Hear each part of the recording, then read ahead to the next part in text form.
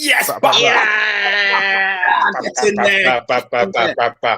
3 points, clean sheet. That's what we're talking about. My name is. I'm an Arsenal fan. I'm joined by our special guest. We've got Lola in the building. Hi. I'm in a decent mood, unlike Dave, but you know. I'm joined by Oscar, a Chelsea fan. Hey, 2 fantastic wins. I'm in a brilliant mood. But today's podcast is going to be about revisionism. We're going to be looking at some players. We're going to be looking at some clubs. We're going to be looking at some managers, and we're going to be revising what we have thought about them and the preconceived notions based on to where they are now. Because some people don't deserve the status they've got. I'm telling you that now. But I'm happy though. I'm happy. I'm in good spirits. Let's go. Interessant. I am joined by Robinho, a Manchester United fan. Justice! Me want justice! Justice was needed. Justice was served. I am so happy about what happened this weekend. We moved.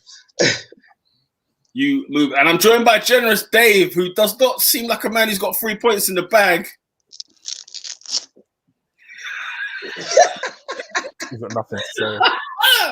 Bruv, I'm not happy, bruv. This is just long, bruv. Like, you go from Thursday to Sunday. It's like, fam. Tuck them in bed, bruv, like you did on Sunday, bruv. Simple.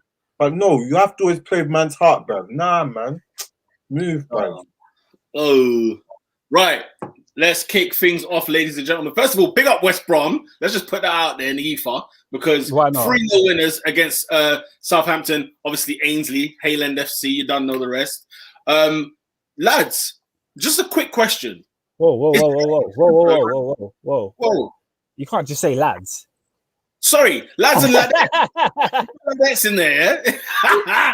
Ladies and gentlemen, shall I say? Yeah. Is the bottom 3 secure? Is it done? Is what it is right now? Is that it? Is that the end? Almost.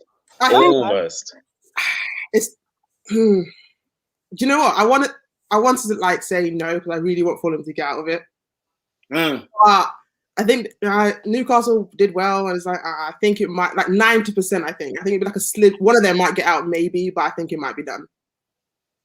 Interessant. For me, hey, boss, like man, cuz yeah, this fam, yeah, game man. You know what I'm saying? The box. Hey, bin man, they're all trash, but let them go. No. I honestly think we're going down to the last weekend, man. We're going down to the last day. Do you know, Oscar, I feel like when Fulham, Robin just dipped out. Do you know what it is? When we started looking at Fulham, yeah, and we thought, you know what, blood, yeah, like, you know what I'm saying? They're looking good. They look like they're going to come out. As soon as we said it, like, since then, their form has been awful. And it's like they haven't got the points that they've needed to get out. Because by today, they should be out of the bottom 3, shouldn't they? By now. They're good enough, bro. They're good enough, but they're just not. They're not serious. But Gucci man is back at Newcastle, bruv. Him and Wilson now, they're back again. Do you know what it was though? I think that game against Wolves, it's minor. But I think if Lookman plays, I think they at minimum get a draw out of that or will win it because they have good chances.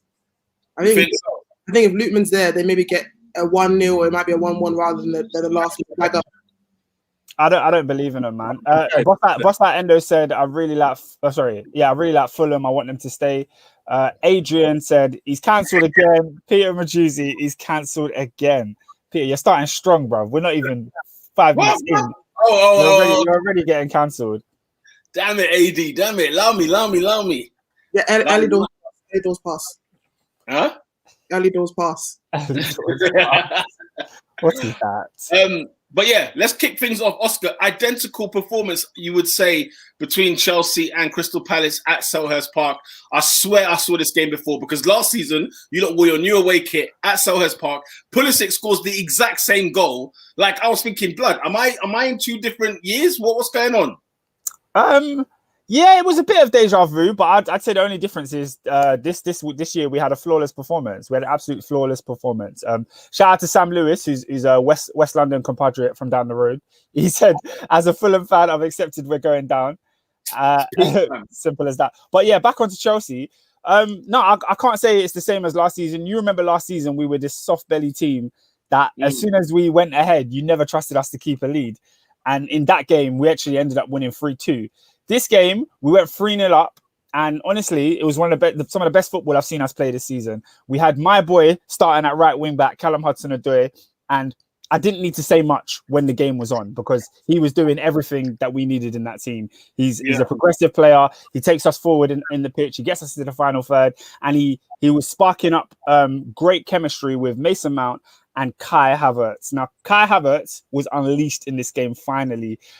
We saw his goal. His goal was sick, but after his goal, Peter, did you see his little move that got saved? It reminded me of one Dennis Bergkamp, maybe your favorite ever Arsenal player.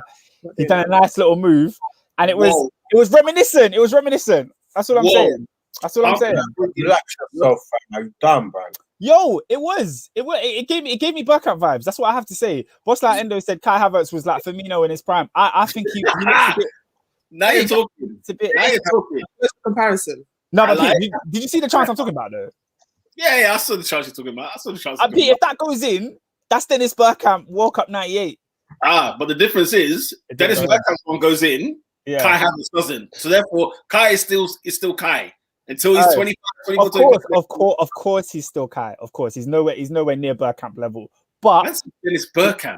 But I think the reason I say that is because the best thing about Kai Havertz is his touch and his class and his weight of pass. Like he's so brilliant to watch, and he reminds me of Bergkamp in that way. Pro grade, don't worry. I'm gonna pump the brakes because we're still not in the top 4, even with a fantastic performance. And let's be honest. That's one of Kai's like only good performances this season. So who am I to get ahead of myself right now? But apart from that, guess who else turned up? Captain America. Finally, this guy decided to show up and perform. I've been so frustrated with Christian Pulisic this year, bro. The guy has done nothing. He's done absolutely niche all season, bro. You see Mane do nothing, Aubameyang, all these guys. You can add him to that list. I know he's had injuries. I know he's had all of that. But still, I've been waiting for him to perform. And the fact that he starts... whoa. The comments. First of all, shout out to Iklas Elmi. He said... I can't even read the comment. Where you go? Like the commentator said, the class of Kai. He also said he's so happy that Tammy ain't playing no more. This is flipping hard. What the heck did Tammy Abraham do? He was top scorer in the Prem. Huh? I swear Tammy's top scorer in the Prem. Yeah, he's joint top with Mount now. He's top. Him, Mount, and Jorginho are like the highest scorers. Yeah. How many goals? About 6. How's Jorginho when he takes penalties. That's it. He takes penalties. I mean, if he said, I'm so happy Timo's not playing, then I would agree more because Timo doesn't allow our team to flow in the same way. He's not techie with it. He can't pass. He's just there clogging up space. Like so, Pulisic slotting in for him is good if Pulisic is going to score. But the comment that irked me is from Christian. Shout out to Christian. It made me laugh. I think this is the guy. I've been speaking to this guy on Twitter recently. Man said Greenwood is the best Mason in the Premier League, the real money Mace. Look, you're so lucky. You know why? Because I've spoken about all the other players I wanted to speak about. The one guy I didn't mention was our man of the match, Mason Mount, yeah? I don't think anyone can chat bad for Mason's name right now. Even I, at one point, was a bit of not a hater, but like, I wanted more from Mason. I wanted better for him. I feel like he wasn't always in our best team. But right now, the way Mason Mount is playing, you saw what Mason did against Porto, Christian. You saw that. You saw the turn. You saw the half turn. You saw the back into the bottom corner. You see what Mason's on. Oscar, can we have it on wax that I've been a Mason stan from day one? Even when Chelsea haven't looked that great, I've said this sign about it. And you know what's funny about Mason Mount, yeah? Correct me if I'm wrong here, Lola and Dave, right?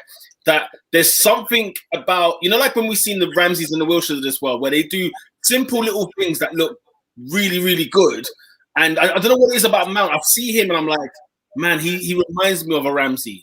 You know what I'm saying? He's like Chelsea's Ramsey. He will get better over time. He's not the product that we're looking for. I'd say I think he's good. I think he's more technically secure than Ramsey. Yeah. You think so? I'd agree. Yeah. The one thing, let me explain, because one thing I had about Ramsey was that he took too many touches to do something simple. But I feel like Mason does it in a more like a one move rather than Ramsey will take 3 to do one move. You get what I mean? So it's like they're both kind of the 8 stings, but one of them is more technically secure than the other.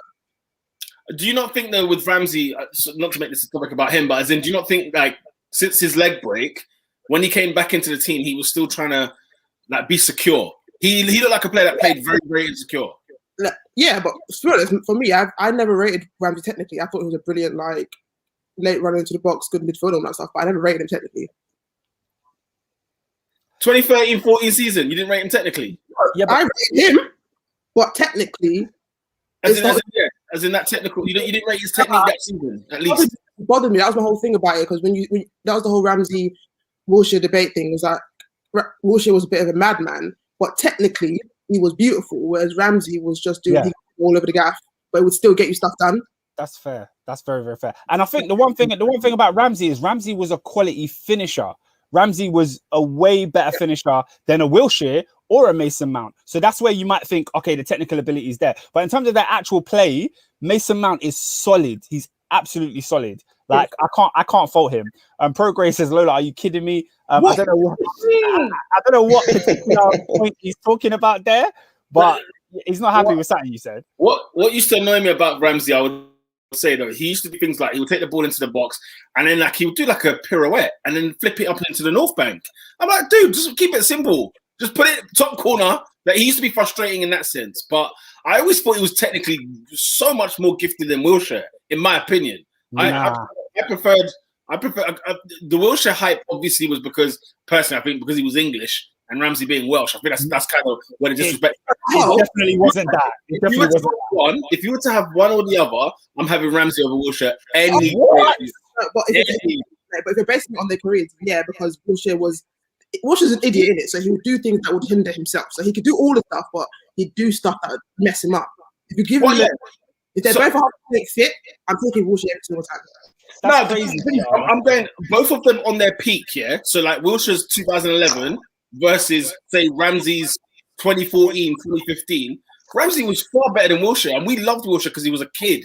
But remember, Ramsey came at like 16, 17 years of age, technically brilliant. Then he snapped his leg off at Stoke, and it took him time to rebuild. But when he came in, mate, 2 cup final winner, like the guy, I can depend my life more on him than say Wilshere. When people hear me say that, I don't think it's not me saying he's crap. I rate him highly. I just don't think technically he's one of the ones that I like that. Adrian Anderson said Ramsey used to do pointless skills and flicks just to show us that it was in his locker. I think back to certain Wilshere games, like that Barcelona game, and just certain things he used to do around the middle third of the pitch. Like he was sublime. Like he was a different class to Ramsey. I felt like Ramsey was getting in the box, great finisher, something similar to like a Dele Alli in his prime. This way, give the best technical. Give Wilshere Ramsey's like mentality and stuff, and it's a different situation. Wilshere will just do things that will just fuck himself over. Sorry, that will mess himself over. Yeah. Peter, you know now, Pete, why I've been begging you to do an Arsenal podcast, because when it's my Chelsea segment, you want to turn this into a Wilshere Ramsey debate. So get rid of that. We're talking Mason Mount, you know what I'm saying? All I'm saying is, Oscar, I've been a big advocate of Mason Mount. I think he's like when he first came into the scene, first few, 4 or 5 games, I was like, yo, this guy, like, he's gonna be like criminally underrated, but he is bloody good. And to the extent he has to go to the Euros this summer. He's on the plane. He's on the plane. Gareth Southgate, I think, will even start him. I think it's that bad. Do you know what though? Do you know who's put his spot under threat though? We'll talk about him later, but Jesse Lingard's putting him under threat, mate. He's putting him under threat. He's not. They're different players. He's not. Jesse gives you goals, isn't it? So but he's under threat, not Mount.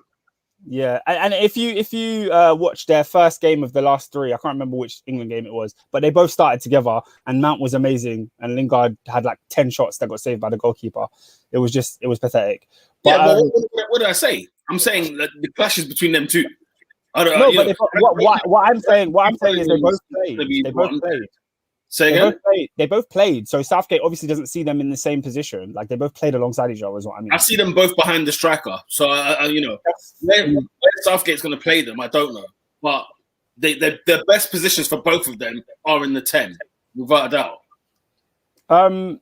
Yeah, okay, but speaking on Mason Mount, he's become undroppable for Chelsea. Undroppable. My main issue with him before was that he got so much game time, and because he was only 21 years old, he had terrible games. He had moments of inconsistency, and he was never pulled out of the team. In that run, when Chelsea lost all those games against Wolves, Arsenal, Everton, Mount played every single one. And then I remember when Tuchel came in for his first game, he took Mount out the side, and then all the pundits were like, oh, he doesn't rate Mount. He doesn't rate Mount. The next week, Mount was in the side, and they were like, oh, he's realized Mount is a good player. It's like, bro, he gave him a rest. He gave him a flipping rest. The guy plays every single week, bro. He gave him a rest. And do you know what? Mount had me at hello at Derby. I looked at his cap. I said, who the heck is this? And then when he walked to Chelsea, I said, he's definitely the first name on the team sheet. He's going to be there. Well, here's the thing about Mount at Derby. Whenever I watch Derby, Mason Mount scored. I don't know how, but I watched about 4 Derby games last season, or the season he was there, and he scored every game I watched. So I was like, this guy's a goal scorer. This guy's Lampard regen. Then he comes to Chelsea. He then goes about 4 or 5 months without scoring a goal, and it was like, your creativity is not enough to carry you without bringing goals to your game. Since Tuchel has come to Chelsea, Mason Mount has scored 5 goals. He scored more goals than anyone in the team. This is the level that Mason Mount should be on. He's a brilliant creative player, set piece taker, all of that. He's got all the energy for the pressing that you need to set the tone for the team. And then he chips in with the goals in the final third and the assists now. So he's completely rounding himself off. And he's starting over all of these players that we bought in the summer. Your ZX and your flipping Havertz and Werner. I don't want them in the 11 over Mount. So shout out to the kid, bro. He's doing his thing. Why are you man laughing? What's funny? Look at the comments. Yeah. Actually, is he a guaranteed starter? Good question. No, as in, I don't think if I was picking a team, he doesn't start. But Southgate will start him, I think. Over who? I don't know who it's over. I think he just needs Mount. In the same way that Lampard just needed Mount. Interesting. Yeah. I love Mount. I wish he was.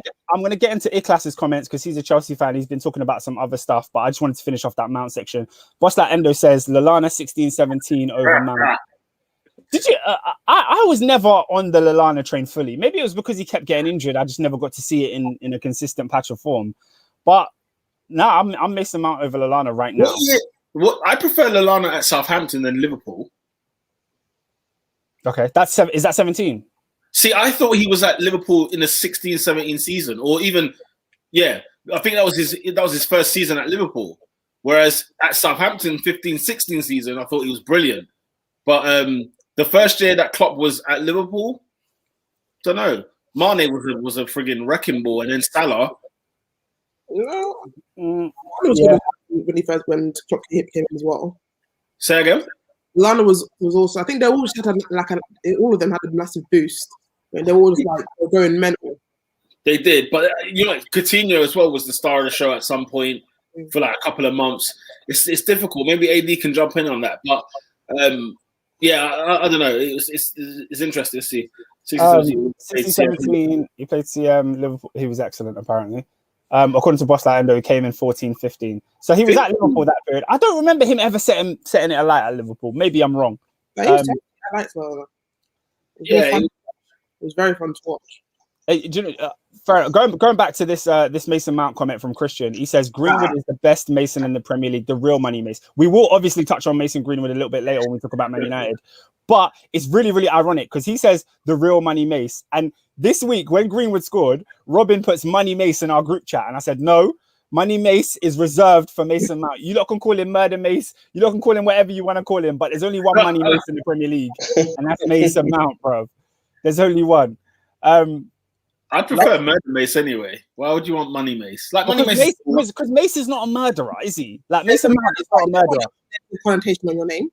But Greenwood, as in Greenwood's a striker, innit? So he has the ability to murder a team, like with the ball. Sure. You know what I mean? But which he did. Mason is Mason is the brand. Mason is the face of the franchise, guys. That's who Mason is. And when I say Mason, you know what I'm talking about. And of course, Greenwood's not the best Mason in the league. It's not true, is it? It's not true. Definitely not true. Obviously, it's Lee Mason. Oh. Okay, last couple comments in Chelsea, and then we can move on. Iklas Elmi said, "We've responded very well to our shambolic performance last weekend. I don't like Cho at right wing back anymore. He lacks end product. By the way, put some respect on Rudy's name. He's now kept 17 clean sheets in 23. Rudiger's been outstanding, bro. I want Rudiger playing every game now. He's won me over, innit? He's won me over. Everyone was giving him before. Now he's like, now he's the man of that team. Deserved hate. It was deserved hate. It was. It wasn't deserved. I'm just saying the turnaround he's had is like fair enough. Oscar, What happened to Werner, by the way? Did he play? I didn't watch that. I didn't watch the end of the game because I turned it off. What happened to who? Werner, did he play? Nope. Yeah. Timo. So what is he playing Tuesday night? He probably will, but he shouldn't. I will say it before. Like I never understood. After a while with Werner, I thought he'd be shooting. Like when he first came, I thought give him a minute, he started shooting. He wasn't. So I was confused as to why they didn't try Kai there and give Kai the Werner minutes, because Werner was getting trust minutes undeservedly. He was involved. I think Werner's played the most minutes for Chelsea. Apart from Mount, I think Werner is up there with the highest minutes at Chelsea. A lot of those minutes should have been given to, because I think everyone knew, even when we were bantering Kai, we all knew which one of those two is a talent. I'm thinking, out of the ones, why would you not be giving Kai the minutes to get comfortable? And like, I know it's just one game, but this game was showing you this is why you need to be giving this 1 minute, and not German one scared of noise. Even like amongst Chelsea fans, like we argue about so many players. I've never really had an argument with a Chelsea fan about Kai Havertz. We all know the talent that he's got, even though he hasn't shown any of it really. He's gonna become a great player here. But yeah, go on, Pierre. Two things. The Rudiger thing. I'm just saying, keep the brakes warm. Yeah, because I noticed this when Arteta first came. One of the things I loved that he'd done is that he made us defensively solid, right? Yeah. And Tuchel, of course, has come in and he's made Chelsea really, really good. But next season, mark my words, make sure you lot stamp this right here, right now, yeah? Yeah. You will remember who Rudiger is next season, Christensen is next season. You remember all of them for their flaws and for who they are. Because like us right now, and Lola, you're right, you know, the formation's different. You know, we're now in a back four. But all of a sudden, we all remember who Louise is. We remember who Holding is. We remember all the things, yeah? So I'm saying, like, you know, when a manager sets up some good structures, it only goes so long if the players are not that good. But there's always been a time when Rudiger was good at Chelsea, though. Yeah, that's true. I always say that's the danger of a back three. Sometimes you can be brilliant in the back three and the back four, but sometimes that can deceive you a little bit. And it can make things look a lot better. This is not to say he could be back in the back four and Rudiger could just be comfortable again. But sometimes the back three can deceive you. Well, and Oscar as well. My thing is, remember how my standards for Chelsea are very high, as in Man City high. You know, I put Chelsea in that bracket. So Man City would never in a month of Sundays sign Rudiger, sign Christensen. They won't have dibby like that, especially as starters as well. So my point is that over time, Rudiger can be good for a top four side. You know what I mean? You want to get in the Champions League? Yeah, he's all right. He's a German international. Throw him in there. But if we're talking about the big ear, the ear trophies or the crown, nah, those are not the guys to do it. And Tuchel needs to do business at the back before he buys another striker, in my opinion. Just one more thing on that. Christensen is 25 years old, so he's young. He just turned 25 this week. So? I think that as in he's been really good under Tuchel, and guaranteed it's a back three system. I feel like he still has time to grow and develop and become a solid back two defender. I wouldn't write him off just yet. Rudiger, I do hear exactly what you're saying, and I in some ways agree. You know what? Sorry, Tuchel wants to play a back four. So next season, when he decides he wants to shape that back four, then the likes, you know, all those guys you're talking about who've been kind of decent under Tuchel so far, I think will be exposed. I think at some point it will be a case of, you know what, like, okay, they are not good enough. Sorry to bring it to Arsenal, it's the same thing Arteta is facing now. The back three, as Lola said, it's very deceptive. When we've tried to now bring into the back four, all of a sudden, the true fruit has come out of all these players. And I feel like you're going to face that same problem next season if Tuchel but I never expect a 24-year-old centre-back to be a finished article and to be very, very good at that level. So yeah, centre backs under like 25 and 26 kind of thing, unless they're like moving Higgy. Yeah, I give him a bit of a blow unless they're just not good. But can they afford to do that though? Can Chelsea afford to just have Higgy every now and again? Replace like if they were to replace Rudiger, I mean maybe some fans would be upset, but it wouldn't be a shock because he's an adult in it. He's like a grown centre back. So I would keep Christensen, maybe not as a starter, maybe as a second guy or even the third guy. Okay. I think people have a lot. The club have a lot of respect for Christensen because they signed him when he was very, very young. He almost blends in with the academy guys, even though he's not really one of them. And I thought it was academy. No, as in we bought him when he was like 16, so he's kind of like Billy Gilmore in the sense that you got him from. Yeah, I think so. He's similar to Billy Gilmore in the sense that he came into the academy, but he's not really like from the academy. Hey, but, what? Gilmore's not from the slums? No, we bought Gilmore from Rangers a couple of years ago. Disappointed. So yeah, it's the same thing. I like Gilmore, man. I really like him. Do you know who is from the academy though? Mason Mount, Pierre. You like him too. But the point I was making is that Chelsea don't want to look stupid. They don't want to have a Lukaku situation. They don't want to have a Declan Rice situation where they get rid of this kid who's playing for Denmark. He's going to play for Denmark in the Euros. He's playing in the Champions League. He did well against Porto the other day, clean sheet. So yeah, and that was the last thing I wanted to ask you because you mentioned Rudiger and Champions League. The big is like, what do you think for Chelsea tomorrow? We've got Porto. 2-0 up in the first leg. What do you guys think? How do you guys see Chelsea faring in that leg? I think you're through personally. I think Chelsea, at least one of the things with them, even when they weren't attacking well, ignore some West Brom nonsense. But for the most part, they don't tend to be broken down very easily. So it's a case of Porto will have to try and score. You man are good on the break. Just sit, soak it up if you can. Break up. Same thing with Atletico Madrid. Just do the same thing. You're fine. Yeah. Pete, what are you saying? So what's the question? How far you will go in the Champions League, or? Well, I was going to say, what do you think is going to happen on Tuesday? And then, yeah, if you think Chelsea will go through, what's the next phase? You know, we might face Liverpool or Real Madrid. Yeah, I think your 2-0 lead is probably too much for Porto to claw back. So in that aspect, I think Chelsea will be fine. My worry is when Chelsea play a decent side. When they play somebody like a PSG down the line, or maybe Man City, or maybe Liverpool, Madrid, I do think you're going to come to a hole, and I think you will go out in the semi-final. You think Liverpool knock us out?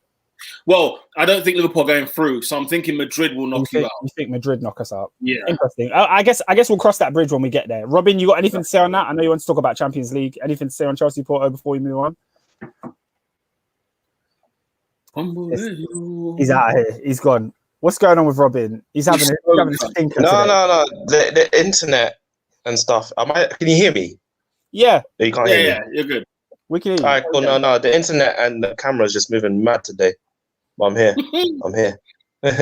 You're at San Siro, fam. I swear down. Yeah, no, Robin, we were just talking about Chelsea in the Champions League. Just quickly, what do you think is going to happen in the game tomorrow against Porto? No, Chelsea will go through. I have no doubt about that. It all depends on who you get between Madrid and Liverpool. And I feel like if you get Liverpool, you go through. And I think if you get Madrid, you're out. Interesting. Right, man. Okay. Yeah. Right, should we move on, Pete? What's next? Yeah, man, let's do that, fam. Let's talk the Gunners, fam. 3 points, yeah? Clean sheet. Come on. David, you got nothing to say. Sheffield. David, man, let's talk to me. Did you watch the game? Yeah.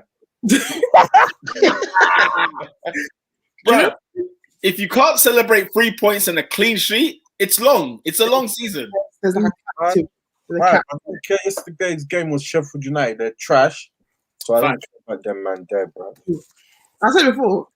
Most important game was Thursday, bro. We all know that they finished. Bunny, bro. Let's start there, Peter. Let's start there. Oh, do we have to? Yeah, man. Let's go in chronological order. Oh, it was a fantastic game of football. It wasn't. I've had enough of this team, man. It's a joke. Come on, bro. That miss, that one-on-one, guys, it was alarming. Because when you think about it, yeah, it's when he's through on goal. Every man in the stadium didn't think he was going to score, right? Everyone didn't think he was going to score, right? And he was slowing down towards the goal. I couldn't understand. I say it all the time. How are you French and black and you're that slow? It doesn't make sense. It's a worry. It's a worry. It makes sense. You're through the goal. You have the cheek to think you're so far ahead of him you can slow down. Yeah, he thought that's what's happened, you know. I guarantee you, he thought, I've blitzed this man, I can slow down. And the guy was in the halfway line and caught up to him. He literally caught up to him. And I was like, oh, and he had a cheek to look all gassed when he did when he finally made like the NBN run to get the 42nd goal against Sheffield. Yeah. That simple thing, you couldn't do that on Thursday against. Guys, it's the unseriousness, man. I told you guys, man, this team is not serious, man. Look at the finish on Sunday. Look at the finish on Sunday. Simple. Man. Was it the Thursday game or the Sunday game where somehow Lacazette had managed to find himself a centre back? What game was it? Oh my gosh, that was Thursday. That was Thursday. Number 9. Yeah, everyone is like buzzing off Obar and Pepe saying, "Oh look, our front three. It was Lacazette. It was Smith Rowe and Saka."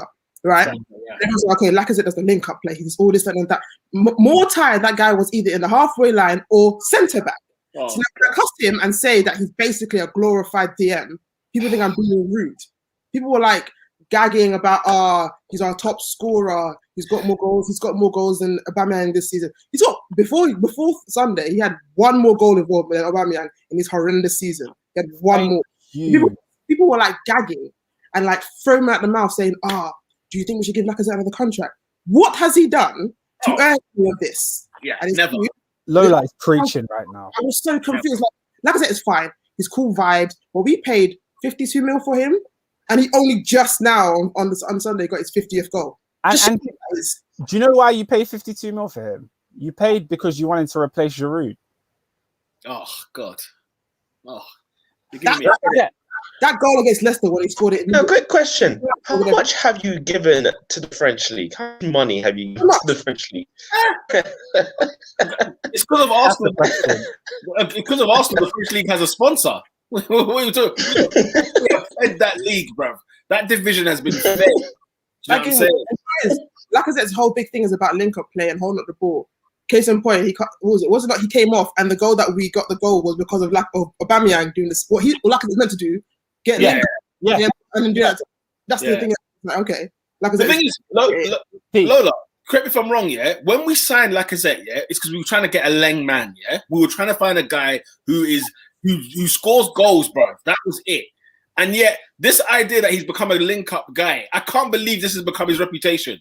Because at Lyon, it was a guy he looked like he up his goals, yeah. And like you said, you can't be black and French and no pace. Like Bakary Sagna's got more pace than Alexander Lacazette. It's ridiculous. It's absolutely ridiculous.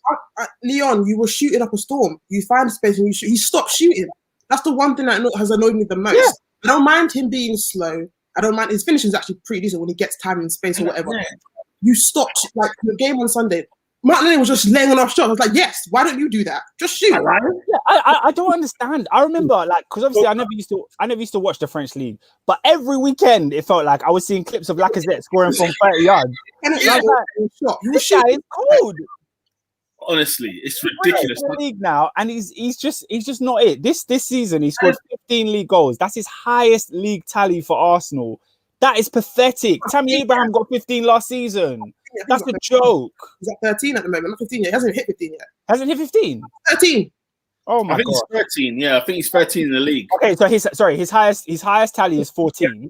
So I thought yesterday he went above it, but my bad. Maybe that was his first season as well. Because the thing is, in his first season, I remember he was taking shots off, and he was banging them in. And I remember thinking, yeah, man, the guy. I remember he even scored one goal that was ruled off for offside against Stoke, which was onside, and he hit the roof of the net. And I said, yo, this guy is going to be cold.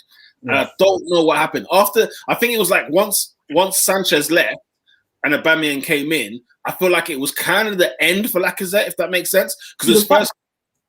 Go ahead. Willian Wenger, I think at the beginning of it when he first came here, we all thought, oh, Wenger, why are you being rude? Why you keep taking him off? And then we realized because it can't last a long game. He's dead at the 55th minute. So we were all vexed at the beginning of it, thinking, oh, you're being rude. Like it's our new signing. He should be playing the entire game. And then we clock, because he can't last the entire game. Yeah.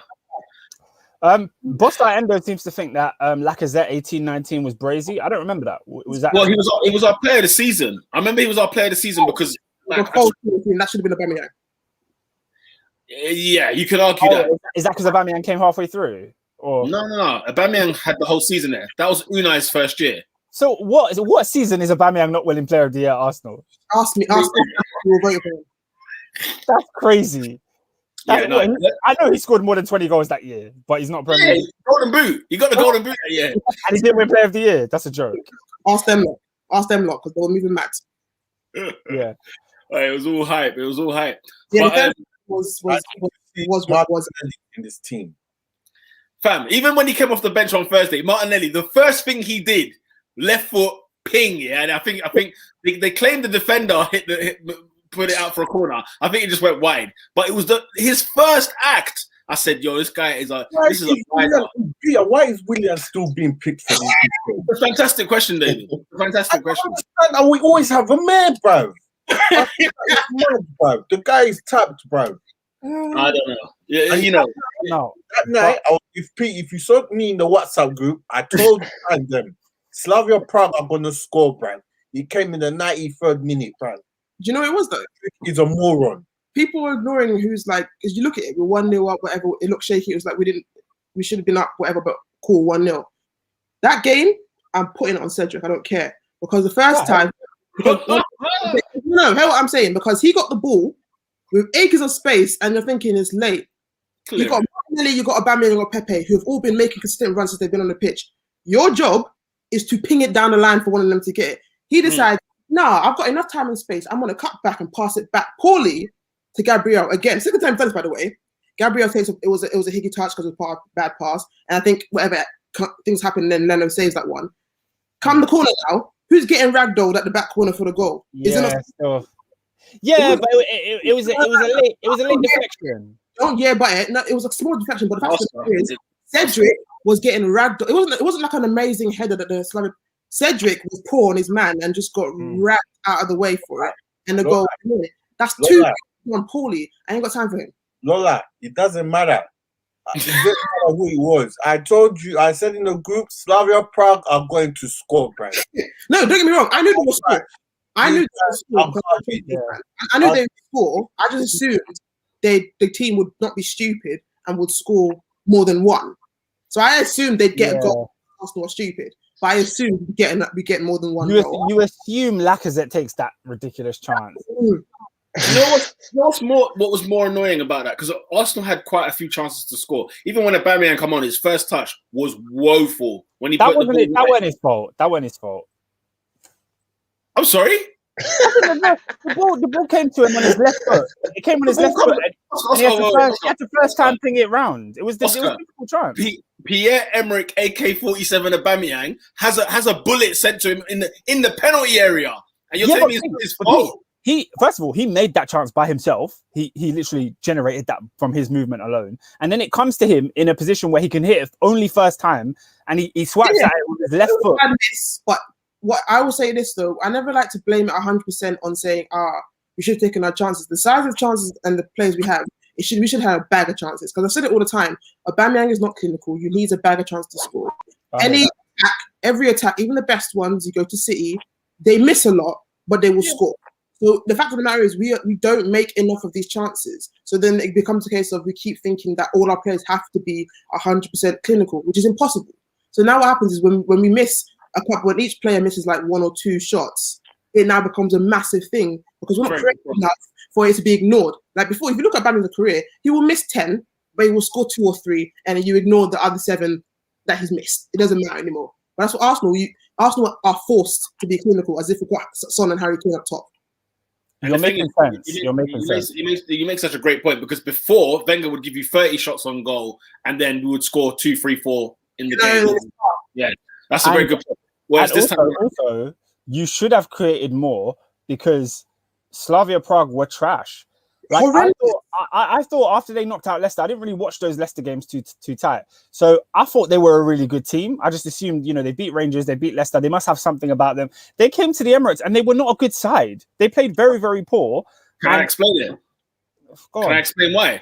Okay, 2 things here. Number one, because obviously first of all, number one, I want to say this: they didn't look that great, but they were far too comfortable for my liking because they turned up. They were literally the home side. They were having the ball. The keeper would come out to the D, right, with the ball. That keeper was trash, and we did nothing about that. And we did nothing about it. You know what I'm saying? Man was wearing a check helmet, had the mankind mask. He was ready. He was there to get battered, and we did nothing about it. Just like what we did with Liverpool centre halves last week, right? But what I will say is that they were far too comfortable, and Arsenal did nothing to press, did nothing to get the ball off any of them. I see them; everyone was just jogging, letting them have it. Them man were I'm sure the percentage was like 55%. I'm pretty sure. But anyway, the thing with Leicester, and listen, we'll get onto Leicester later, but the reason why Leicester City are out of the Europa League, do you know why? They fielded a weak side with Prague, right? On both legs. They fielded a weak team, and they got absolutely duppied in the last remaining minutes of their home game, right? He took them for Pickney, and they were like, "Nah, we're not having that." Rangers, I think, was a fiasco, wasn't it? Was there not like a red card in there? Was there not? Yeah, no. The red card that literally took his head off. Yeah, literally. I think Rangers have 2 red cards, and the thing is, Rangers, they always concede. Like they concede bad. Ton of goals. I remember there was a round they had in this tournament, and I think the aggregate was like something like 7-5, or like there was another one which was like 9-6. It was ridiculous, and I know Rangers they're a bit Leeds in that way. They score as many as they concede. So those 2 games, it was like, look, Prague do look serious, but when you saw them, everybody was quite disappointed by how Prague were. But the truth of the matter is, when I look at the games that they actually went through in, first of all, Brendan Rodgers took man for Pickney, and Rangers will be Rangers. Give them another 2 legs, Rangers would have won that tie 3-2 on aggregate. You know them ones. So, bro, Prague are dead food, fam. They are dead food. But they have their away goal. Do you know what it is, though? You have to score. This is where you bring in the whole Arteta issue, the tax of him. Because watch all the other Champions League games. You know when Bayern Munich looked arse against PSG, what did the manager do? This is not working. Let me change it up in the first half. Klopp did it with his name, Cato. He had 3 minutes left. He said, you know what? You've been crap. I'm taking you off before half time. Arteta waited until the 70th minute to make any changes again.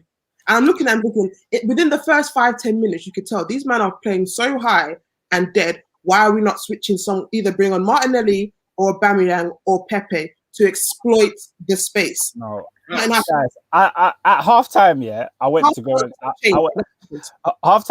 and cook. I came back in the 60th minute. I said, Willian's still on the pitch. I couldn't believe it. I was moving crazy. Ladies and gentlemen, you see Mikel, Mikel is having a laugh. Do you know what? And the thing is, it's because he knows he will be here for a while. This board, the group, whoever they are not sacking this guy. We are gonna have this time next year, guys. We will all be on this podcast, and then we will be talking again, yet again. And I can't believe, like, let's be fair, bro. Let's be frank. He's getting away with murder. We were 11th before our game. We were 11th. Emery was sacked after 3 games in the league last season. 3 games he lost. He was sacked, right? Arteta's lost 13 games this season or something like that. Is it what even still, I'm hearing double digits. It's nonsense. I lie. You know what I'm saying? Like, even if it's 10. It's mad though, because earlier I was probably like when he first came, I was calm with it. I liked him. I still think he's a good coach in terms of purely the coaching aspect. You think so? No, let me explain. Sorry. I think he's actually a good coach. But what I think people keep kind of giving pass about, his ego is disgusting. What he's doing is, I guarantee you, it's down to pure pride. He wants to prove that the way I'm doing it, even though it's not working, it must work by force. So everything he's making sure, it has to eventually work. That's why you look at him on the side when we start moving mad. He's looking like this. He's looking worried. It's like, change it, but pride won't let him. This is why I think there's some kind of next Niger man in him. So the pride is doing him painfully, and it's destroying so much of the things he could do. And it's mental. Don't get me wrong, I was on his side, but then the Saliba stuff pissed me off in it. So that made me go down. And then certain things he was making wrong choices, and I've been at 0 for a minute now. So it is what it is. And I said he has to at least match what he did last season for me to even think about being okay with him still being here next season. But he's things that make absolutely no sense, and it's indefensible. You got his legion of Arteta sexual men then who love everything he's doing and pretending that everything because he's new. He's a new process. He's learning. The person was like, no, it's one thing if everything he was doing once, twice, 3 times, that kind of thing, you can say, okay, yeah, he's new. Those are the ones you can chalk up to him being a new manager. But for when you're doing the same thing you've done poorly since you first came and you still haven't learned, I'm not putting it on you being new anymore. You're being a deliberate idiot. Yeah. Guys, listen. Yo. Watch what he's gonna. This is the front three he's gonna go on Thursday. Yeah, instead of leaving Martinelli in the starting lineup, watch. He's gonna put Aubameyang, Lacazette, Pepe. Watch. I'll tell you right now, bro. He won't start Pepe. He's got a vendetta with Pepe. You know, like what Lola's saying. He's got a vendetta with certain man. There are certain guys where if they play poor, he drops them. But unless you were Bellerin, you were Willian, you were Aubameyang, they were getting game after game after game, right? But Martinelli won't start. You're on drugs. He's not starting on Thursday. If I see Aubameyang or Willian in this team, yeah, I'm done, bro. I keep saying it though. This man, he doesn't like anyone with a bit of chest, any kind of vim in him. I think he just doesn't like him. Anyone who can give him any kind of challenge, he'll look at you and say, I'm not going to put you in the team anymore. This is what I'm saying. It's petulant. It's ego and petulance. Do you know what? Yeah, like Oscar when Arteta came, Oscar used to ask me the question, what is it about Arteta that you like, Pete? Because I liked Arteta when he first came in. Any new manager that comes in, I'm gonna ride the wave. You know what I'm saying? I was dancing on the Unai Emery train. You know what I'm saying? I was all over the gaff, right? But when he did the thing with Ozil, I took it personally because Ozil. I mean, come on. I took it I was boiling. And although he won the FA Cup, you're like, he won the FA Cup, fine. You know what I'm saying? Trophies at the end of the day, that's what matters. He was given time for me at the start of the next season. But he changed that whole, the back four thing, the back five and whatever it was that was working in the cup finals, in the cup semi-final and then the final. Remember, his league performances were still atrocious, right? So I hadn't forgotten those. I said, the league one's in the back marker. I'm not going to forget. But the FA Cup, let's roll with it. And Oscar Oscar's the first to tell you, Chelsea should have won that cup final. Yeah, but the luck swung our way. You create your own luck, of course, but it did swing our way in the long term because at the time when Pulisic went down, Chelsea were all over the gaff, right? They were going to kill us, right? But Aubameyang, out of nowhere, 2 goals. He really won us everything. You know what I'm saying? Because out of nothing, we still took results at certain games, right? And then when he started a new season, he went to the back four. We had like West Ham, Sheffield United at the start of the season.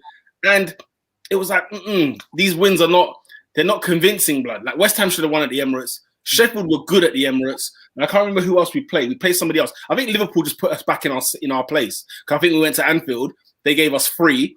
Yeah. And then life carried on, right? And then, 3-1. And then it was the beginning and the end in that October run, that November run, that December run. And, I wanted to tear skin. You know them ones. So for me, it's that thing of like, why the stubbornness? Yeah, of course. Yeah, Fulham away. You know what I'm saying? The Fulham away is between that one. Maybe what's the other one? Chelsea at home, West Brom away. I could put 3 wins this season.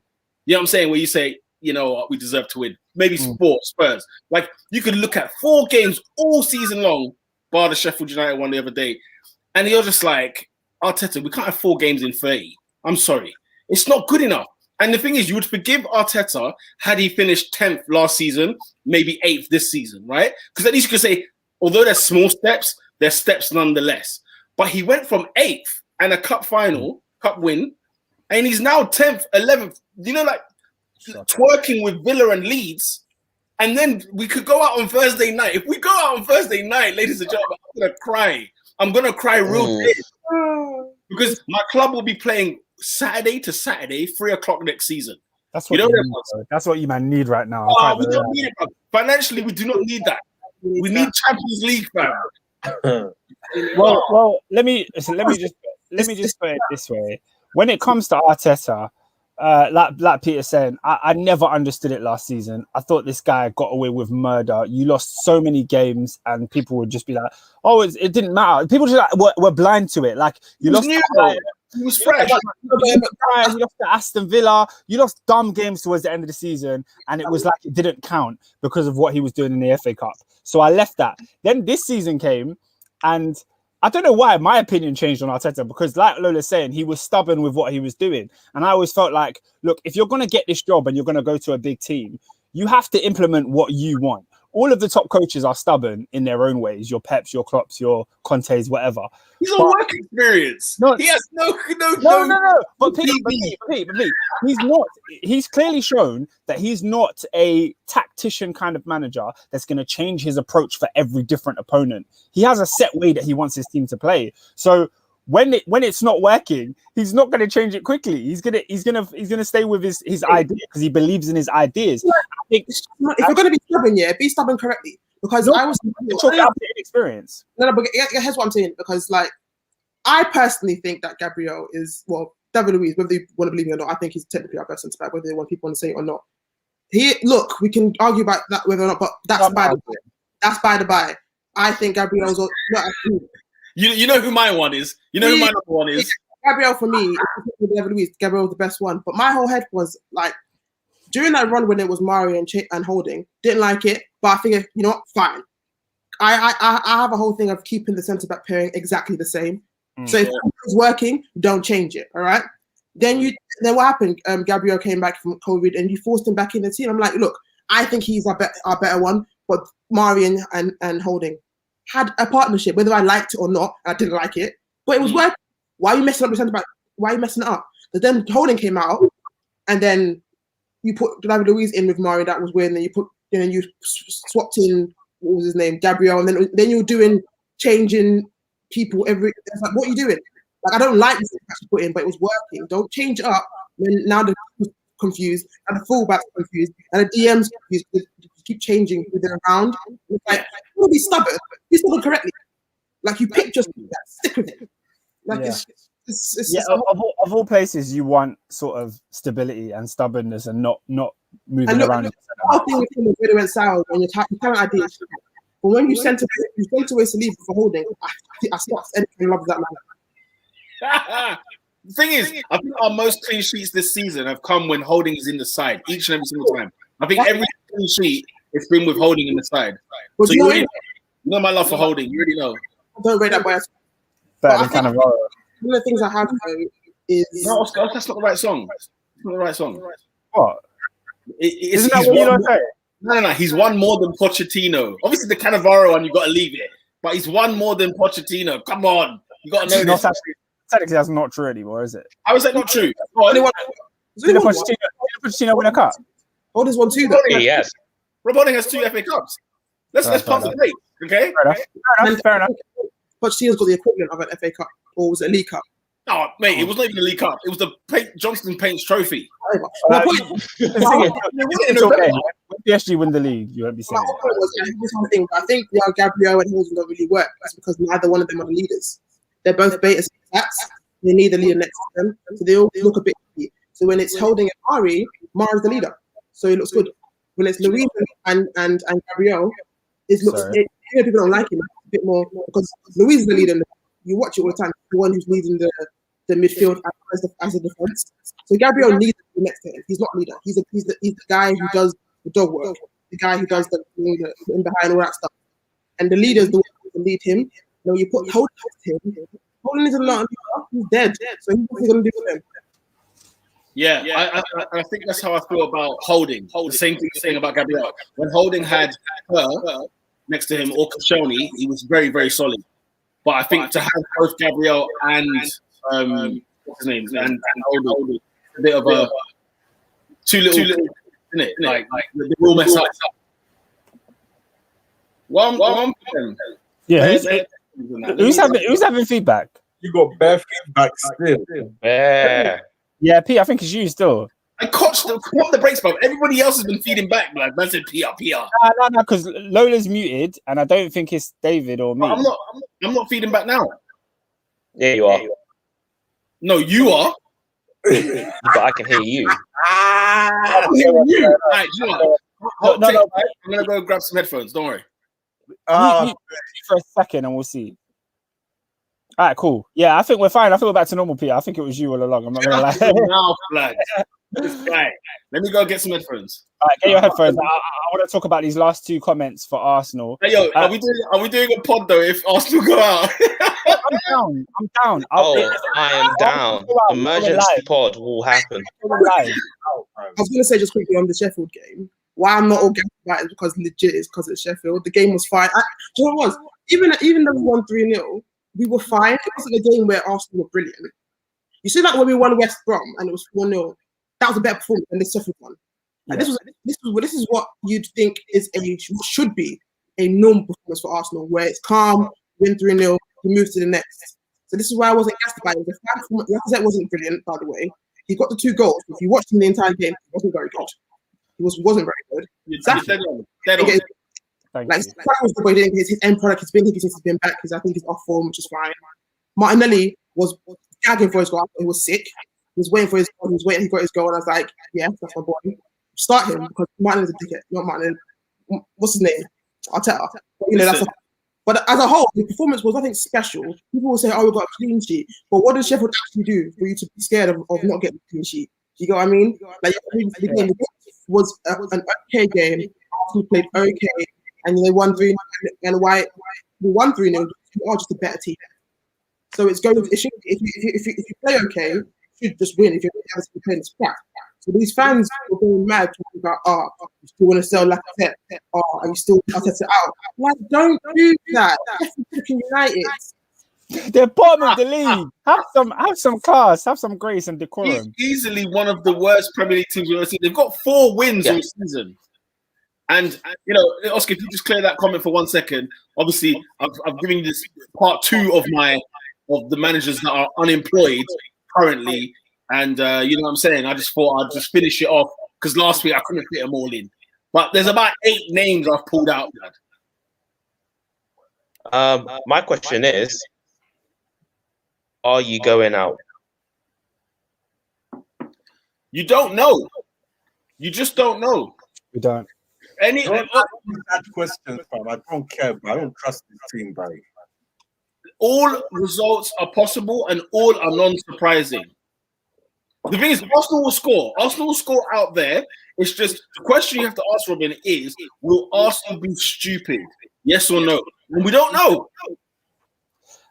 I think we know. Will you just be stupid enough to throw away the tie? The thing is, this is why I'm looking at Arsenal again, because what's the club? Sparta Prague club, the Prague them over there. Yeah, them. They've always played with a high line. Always, every game they've played, they've never sat back. They've always had a high line. Yeah. So I'm looking at Arteta, because he came into that game knowing they play with a high line, and he played man who can't run. You played Lacazette and Willian, who refused to go behind. So I'm looking at that game saying, if I see any of those two, any of them, I don't care if Lacazette scored a brace.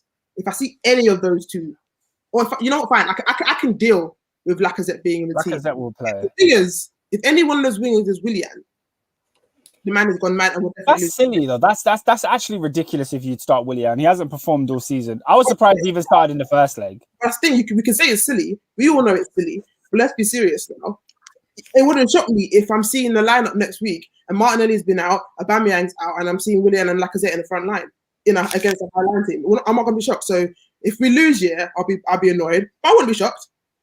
Okay. I'm gonna cry real tears, bro. I'm gonna cry real tears if we go out. I'm not crying over Europa League, man. No, because obviously I want Champions League. Champions League. I want to hear that. You know what I'm saying? I will cry real tears. Nah, you don't play Saturday. And Oscar, the thing is, like with the Willian thing, he played Xhaka at left back. We're going to ignore that conversation, aren't we? Because we won 3-0. No, wait. I need that point made. The midfield looked good with that Xhaka in the midfield. Yeah, Lola, yeah. No, let me clear out. No, but that's one point. It's not agenda, but I'm saying the midfield didn't look manic. I know Sheffield United, but we've played worse teams as well. Yeah. Xhaka's perfect situation is him on the left means he's out of the way. He can still do his left. He can still do his ball progression, but he's out of the way.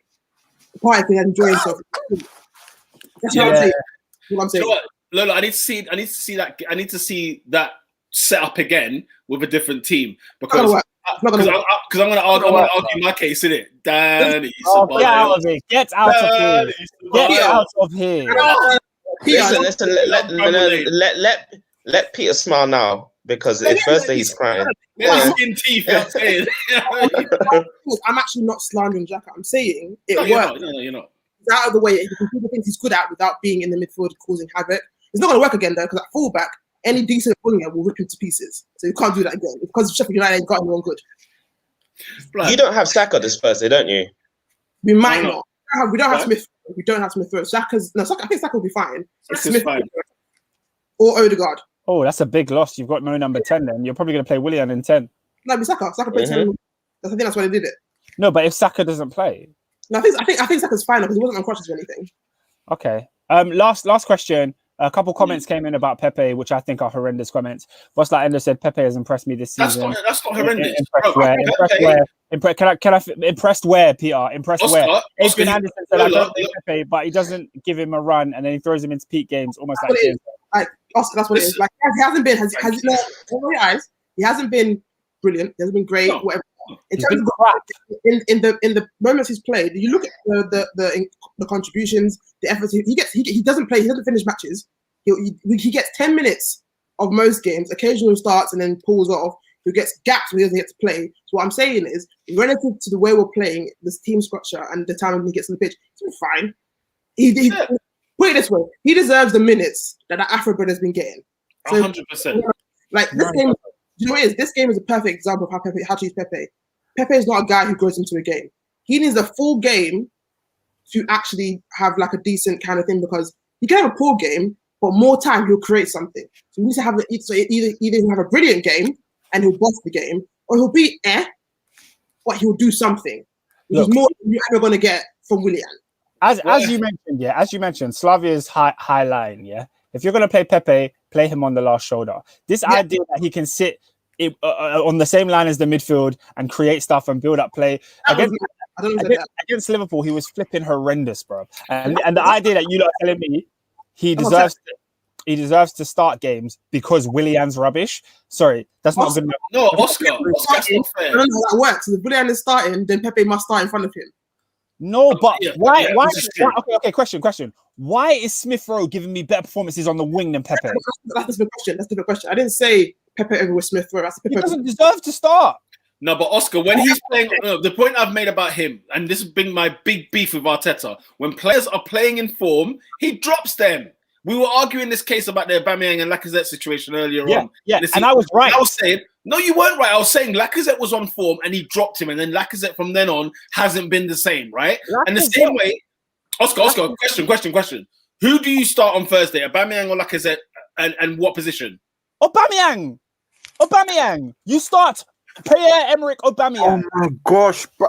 But this guy's been smelly the whole season, bro. Why are you in the semi-finals? Because Aubameyang scored 2 goals. You start Pierre-Emerick Aubameyang. When did he score 2 goals? 2 goals. We drew 1-1. We drew 1-1. Thanks to Nicola Pepe. Yeah. They're not in the semis yet. Who assisted him? Who assisted him now? Yes, Aubameyang was better. In the 10 minutes he came on, he was better than Lacazette in the full 70 or however long he played.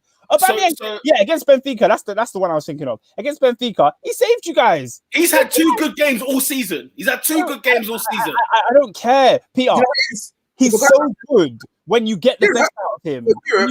I get the argument. I get the argument for Europe purely because in Europe has been, in my opinion, Lacazette's been shit in Europe.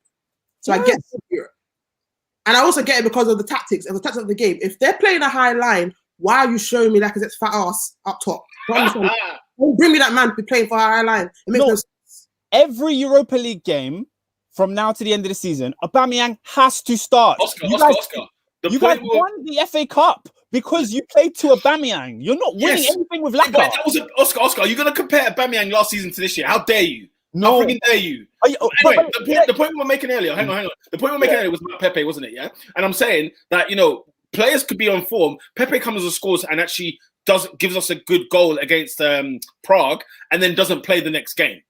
And that for me is annoying because Pepe should start on Thursday. And I think what's his name? Like if Odegaard is fit, if Saka's fit, if Martinelli's fit, these guys should all be playing. They should all be playing in that side. Who played on the right against Sheffield United? Because I know Martinelli was on the left. Who was on the right? Pepe. Wasn't it Saka? It was Pepe. It was Pepe. Pepe started. Oh, I forgot Pepe started. No, I'm talking about Thursday. I'm saying Thursday he'll be dropped.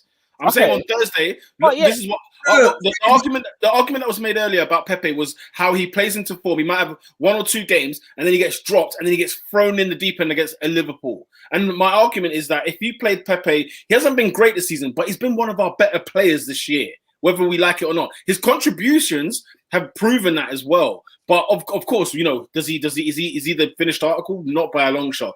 And because he cost 72 million quid, we can't stand it at the minute. But at the same time, like Pepe needs to just put a bit of respect on Pepe's name. Oscar said he's been crap. I strongly disagree. Look, put it this way: I'm not mad if Lacazette starts, but only if the wingers are the fast ones. So it's a Martinelli and Pepe, a Saka. There you go. Some evil miracle. I'm seeing both Lacazette and Willian on the same pitch. The man can burn in hell. I'm telling you, Arteta is going to do a madness. But it works. Look, I wouldn't put it past him. Yeah, I wouldn't put it past him. The guy doesn't have wisdom, bruv. And that's Martinelli does his tactics well. He doesn't play. He keeps putting on Willian. Oscar, in Europe as well, Oscar, in Europe, Arteta is literally a beta Pep Guardiola. What do I mean? They go into these games where they should be winning them and they overthink it. If Pep goes out this week, it will not shock me one bit. Why? Because in every single situation he's gone out in, he's overthought the process far too much. Look at the Leeds defeat on the weekend. He took the piss out of Leeds. My man was fielding a side that you was thinking to yourself, he did not think that was going to be the side that's going to win the game for them on the weekend. We will get onto that a little bit later. Fair dues. But I've just seen put some salt and pepper on Pepe. That's what I'm saying. Not full season, not all purpose, but put some salt and pepper on it. That's what I'm saying. Iklas Elmi has left a comment. He said, Pepe has been decent, Oscar. What are you on about? He's done more than your boy Mount numbers-wise. What's the numbers? So hang on. Is that true, Oscar? First of all, is it true that Pepe's done more numbers than Mount? Question. I don't care. The thing is, I don't care. I agree with that a little because I'm not a purely numbers person. So if it's just about numbers, I'm not having that. I don't care. Of course, but what I'm saying with Arsenal who are starving on the numbers game, that's true. Yeah, Pepe is one of the ones that has actually contributed, if not himself, the most has contributed the most goals and assists this season. I don't know. Ignore the Mount part, but the other part, yeah. Let's do something. I'm looking this up because I need to. Because that has to be a lie. Okay. Quickly, while Robin's looking that up, just quickly name me 3 games Pepe's played well this season, because maybe I'm forgetting some good performances. He came on for 10 minutes against West Ham. No, I don't want to hear Change the game. Change the game. What matters, Oscar? What matters? What matters is does he impact the game? Oh, what am I saying, Peter? I'm saying he should come off the bench. I'm saying he doesn't deserve to start. So tell me the games where he started and he deserves. How many games have Arsenal actually played well this season? I don't care. No, but we have to correlate it. Because No, we don't. Because Saka has played well when you've been crap. No, I get that. But no one's comparing Pepe. We know who's been the better of the two. Well, our argument is about Willian and Pepe. So I'm looking at it as a whole. How many games have Arsenal played well? You don't have to argue with me about Willian. Hang on. 1 second, Oscar. Who are you starting, Pepe or Willian? Okay. No, neither of them. They're both. The question is between them two. Why? Because it's a question I'm asking you. Okay, I'll start Pepe ahead of Willian. Thank you. But Willian has been starting bare games ahead of Pepe. That's been our beef. And he's been trash. Okay, and he's been absolute garbage. Right. I've got the stats. Premier League stats on its own. Right. Are you doing both? Mason Mount has made 7 more appearances than Pepe. Okay. Mason Mount has 1 more goal than Pepe. Mason Mount has 3 more assists than Pepe, and Mason Mount has 7 clean sheets as well. The only thing Pepe has more than Mason Mount is yellow cards. That's not even fair, because Mount has played way more than Pepe, so it's not even fair. Yeah, but we know the comparison is dumb. The argument when it came to Pepe was. No. I think I get Mount and Pepe. yeah, purely because Willian starts. That's the argument. Obviously, I personally prefer if it was Martinelli and Saka or Martinelli and Exactly. you know what I mean? Yeah. Pepe Yeah. doesn't start. But the argument isn't about if he started with those two. The issue is because Willian starts, you cannot convince me that Pepe can't start. Look, if you want me to Southampton pick, away, Oscar. Southampton away, and he was dropped the next game. That's what I'm saying. Didn't he play Southampton away in the FA Cup and he was rubbish too? Doesn't matter. He played the league was the one after. The league was the game after at St. Mary's, and he ran the show. Him and Saka. He didn't run the show. He was good. He didn't run the show. Him and Saka ran the show. What are you talking about? The show would have ran without him. But Can we move on, bro? let's move on. Let's move on. What's that Endo says? Southampton away, Sheffield United at home, Leicester away, bare games in Europa. Okay, and that's true. Yeah. Well, the Europa League gets easier next season, so try and be in it. Freaking conference nonsense. Leave that. Oh, Smith Rowe, Saka. Have you men seen the logo of the Europa Conference? I'm over Do you know what the color scheme is? It's green. It's green. Lime green. A lime green blood. Oh dear. We're in the conference. Not even. Oh God. But I heard decent teams still qualify for it though. I don't know where. I don't know who or how. But it's like technically, people are supposed to be the ones top half of the leagues and stuff. So technically, so I believe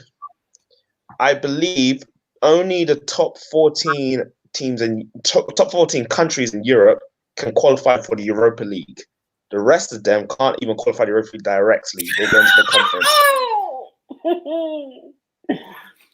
Hey, imagine we're going Liechtenstein away, fam. You know them ones. Imagine we're going down to San Marino. That's true. People banter about going to the ends of the earth for Europa League, when realistically it still tends to be the Italies and the France. You know, the conference is now when we're going to Kazakhstan and them and there. But wouldn't it be the same? Wouldn't it be the same because you would just be facing the lower positioned Italian? But you get banter about saying, "Oh, you're going to these Polish or whatever country." But realistically, in Europe, the Europa Conference League, you're going far. In Europa League, you're still at least going to like the Netherlands. You're still going to France. You're still going to Spain. Yeah. Conference now. that's Eastern Europe. I like. In the group phase of the Europa League, yeah, you still get Roma, but then you might get Volskla Poltava, yeah? So you might make one trip to Ukraine. But in the conference, blood, where man's got a team in San Marino, Liechtenstein, holy smoke, and then Burnley. Nah, bun that. The bins of the top 5 leagues. Let's move on, please. It's bad enough talking about Europa. Going down one further, no thank you. Well, we end up in Europa as well next season. Don't catch chickens yet. Yeah, that's very true. That's very true. But it's still bad talking about it. I ain't lying. I'll tell you what, bruv. Let's look who could be in the Europa Conference, ladies and gentlemen. Tottenham Hotspur, because they lost at home to Manchester United. Oh dear. A game of two halves, lads. I don't know what you lot, lads and ladettes. I don't know what you lot think. Yeah, like Spurs have lost from the lead. Is it 10 times? Okay, they've lost 10 games in general. I just want to put that down. Oh, okay. They lost games. Yeah. But they've lost. Tell us the stats. They've lost from winning at half time. They've lost 7 times. I don't know how else to word that, but It got me thinking because obviously this game first half it was a bit you know what I mean, it was a bit like it was all right, but then obviously a little bit of controversy, a little slap on the nose, you know what I'm saying, and then it really spiced up. And Robin, don't you friggin' dare shake your head because I've seen people come out. Listen, I've seen people come out. Yeah, let me tell you something right now.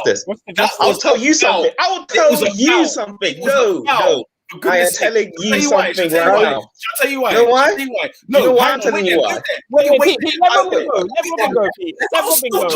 talking over me. Are you serious? I'm having this. All of you, I'm talking all of you, when there was justice that was not prevailed after the VAR, telling me a man got flicked to the nose and he was on the nose for 3 minutes like he needs to be stretched off and you can't goal. There goes goal. And then I'm hearing everyone on the timeline saying they don't care if the justice was not done to Manchester United. You don't care one bit. And we come back to the silence on the timeline. I saw you, Peter, and I saw you. It was a foul. I don't judge this. I'm not involved. You said you don't care. There's contradiction. I'm not having it from you. Hey, I'm not involved. Justice. Justice was. Do you know what happened? It was Sunday, and Fred decided to lead a sermon and led us back to victory. Guys, first of all, I don't care about all this nonsense if it was a foul or not. What needs to happen? Mourinho needs to be fired, bro. Immediately. He won't. He won't, though. He needs to be fired, but he won't. The game has passed him by. You cannot be losing games from winning positions the amount of times he's done this season. The 19th. So see what's happened, yeah? They've gone up 1-0. It proves that Mourinho set them up to say, the second you score, stop playing.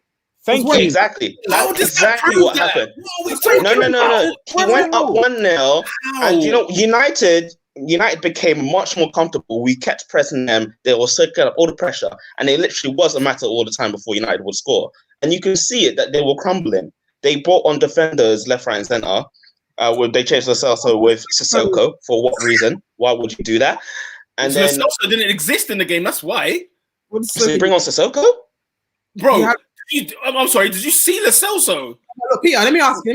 We banter about Ali and Bale, all attacking options. Yeah, they've had a dead season.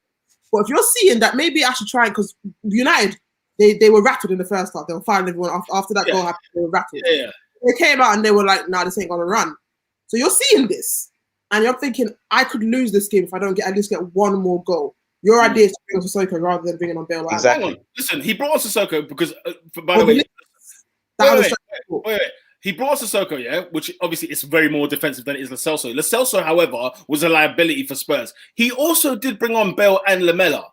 Let's not act like he didn't bring attacking players on. He brought on Bale after it was 2-1. Yeah, but it was 2-1. Yeah, okay, fine. He brought on Bale when it was 2-1, but the game was still in the hands. The third goal obviously only happened at the end. It wasn't. Question. Every time Spurs score, this guy, Fever 21, goes ultra defensive, bruv. That is not true. Oh my God, that's not true. It's true. What it is? What it is? No, bruv. Like what, I don't know who just mentioned it earlier. Somebody said it earlier. When Man United went a goal down, Man United were the ones that picked up the pace and took it to them. Man United, let's be very clear. Man United are a better team than Spurs, right? When Man United go full pelt, they will always outscore Spurs, won't they? Right? Team for team, they will always outscore them, right? But Man United weren't necessarily that great in the first half, right? But yeah, go on. I was going to say, like, look, the first half, I think it was about 50-50 even. They were both kind of like sluggish. They were kind of fighting. Then the goal got chalked off. I don't think it deserved to be, whatever. Then Son scored, which was a dagger because that was just rude. And then Man United moved rattled. I think they were still fine enough, but they were rattled. They were fouling, they were doing foolishness, and then halftime came, and then whatever they did, and then Ollie did something in changing room. They came out on it, and I'm thinking, Mourinho, all the experience, the levels at which you are, we all saw it. The Thailand was even saying, everyone was saying it in the world, was saying how much they changed. You, this experienced king of a man, you've won everything. You can't see it. Your idea is to think, you've seen your team the entire season. You cannot hold on to a 1-0 lead. You don't know how to do it. It's not possible. So your idea is thinking, I need to get another goal. I don't care if you brought on Bale and Lamela after. The point is, you brought them after you're already down. You were up. Get another goal first, at least before you bring on Sissoko. Why are you bringing them on? To do what? To run around. When Sissoko came on, was that at 1-0? Yeah, I think they were up. Were they 1-0 up? They were still 1-0 up. Don't get me wrong. Lo Celso was dead, so you take Lo Celso off, but you bring on someone else, a more offensive person. You bring on again, we banter Bale, you never know, but he can do certain stuff better. Yeah. Bring on Bale. Vinicius, brother. You have Bergwijn who's been dead, but whatever. You bring on someone else who can actually do something that is not going to hinder you. And then look, really been dead for a minute in here, so I'm not even mad about this. It's just hilarious. You know what? It wasn't really a game to us United because second half we were much more comfortable. Bobo was in the game, but the last 15 minutes he was on fire. Yeah. Cavani is a classic number 9. His movement, oh my gosh, a massive door, and he actually deserved the goal that game. So I was very happy when he got the header. Fantastic ball for Aston Greenwood, and then finally by the youngster Mason Greenwood, who had 3-4 man twist up all of them, put it in the net. Lloris couldn't even keep it out of his net, 3-1. And I was feeling like, okay, we actually deserve to win this game. Yeah. And I feel like that just wraps up our position in the top 4. That's solid. Yeah, I mean, the thumbnail of this video is United secure top 4. And I think they have with that victory. But you can't sit there and tell me that this doesn't lie at the door of Jose Mourinho once again. As in Man United, Man United did their thing, but Tottenham crumbling again. Guys, no, Oscar, do you know what? Oscar, do you know what? Listen, like I keep saying, I'm not Jose's fan. Please believe this. I don't like the guy. Please understand this. But I can't just necessarily accept when everybody, like everybody has brought that same narrative about Jose and blah, blah. And of course, look, when they've gone, if you've lost 7 leads, right? When you'll be leading from half time, it's easy to say, he goes and he tells them to go and play defensive. Yeah. Whereas the way I see it is he's got good stuff going forward, right? But his defense, his midfield, they are terrible. It's terrible. They're not that bad. Oscar, no. They are that bad. No, they are terrible. No. This was a side. You look at them in the league right now. You don't think they should be any higher than they are. Okay, Leicester and West Ham aside. Leicester and West Ham are doing brilliant more than anybody. But when you take Leicester and West Ham out, maybe even leave Leicester there because they've been consistent, right? Yeah. They should be 6th place, shouldn't they? Spurs. Mm-hmm. Yeah, they are. I've always been fairly consistent with Tottenham. They're not like failing miserably. But the fact is, same thing with like a Leicester City. Once they get themselves in that position, you now expect them to see it out. And if they don't, we're gonna call them bottlers. How many times can Spurs go ahead with 20 minutes to go and they don't see the game out? And I'm not gonna question Jose Mourinho's game management. I never saw you questioning Pochettino when he was doing awful at Spurs when he got fired. He was not doing this, and he got fired. What do you mean? I didn't need to question him. Yeah, but you didn't think he should have been fired. You don't think he should have been fired? You don't think he should have been fired, though? Because of what he had done in previous seasons. Question. Should Jose Mourinho, let me hear this. Jose Mourinho should be fired from Spurs right now. No, it's Spurs. No. Look, Spurs are dead in it, but if they don't even get Europe, why are you there? Okay, good question. Why are you there? But Spurs, like, how many times do I keep saying it? Spurs need to get their head out their own arse because they're not what they think they are. Well, Peter, here's what we're doing. I'm not absolving the team. Don't get me wrong, but then I'm also looking at how did Eric Dyer find his way back in this team? Answer me this, because he was dead. No, Joy. Yeah, no, you're right. They've got horrible players, Lola, right? But that's just it. They've got horrible players, and the truth of the matter is, unless Jose has got that checkbook, if he ever does get it at Spurs, we don't know. There is no way. Like right now, in the top 6 right now, tell me who Leicester and West Ham would take from this Spurs side right now. How many of them would they take? And I'm not comparing it to Liverpool's, not comparing it to Chelsea's or Chelsea's. Leicester and West Ham. They're taking Dembele, they're taking Kane, they're taking Son. They're taking Højbjerg. They're taking Højbjerg. They're not taking Højbjerg. They're not taking Højbjerg. What are you not talking about? So wait, who is Højbjerg replacing in A, West Ham, and B, Leicester? Did you say squad or first 11? No, I mean first 11. Squads is different. Wait, what's Leicester's? Who's Leicester? Oh, that's Ndidi. Yeah, Ndidi and Tielemans. But the thing is, Pete, it's easy to say no right now because of how they're playing under Jose. But at the beginning of the season, Højbjerg was playing better than Tielemans for the first 15. Oh my God, Oscar, really? Hang on. Southampton's Højbjerg and Tielemans Leicester, or Leicester's Tielemans. You're telling me you're having Højbjerg over Tielemans? No, you ain't. Start the season, I believe you. If you're saying like when they both started playing at the same time and start the season, Tielemans was us, and Højbjerg was actually playing well. So if we're basing on that, then maybe if we're basing on who they are as players, I don't really rate. Yeah, no, I mean player for player. I understand people going in and out of form and whatever else. I get even that. Then, I'm talking about all this. Sorry, just so that I don't miscommunicate. Like none of the players, for example, I'm not basing it on their form currently, yeah, because Spurs' form is bad, right, and that's fair. And the Leicester Cities of this world, their form is high. But what I'm saying is player for player, like before they've played a game this season, who are you having in these sides? Like Spurs didn't do anything crazy. The only thing they did really good was get Bale on loan. Right, I'd say if we're talking at the beginning of the season, ignoring this is ignoring how everyone's played so far this season, just saying the start of the season.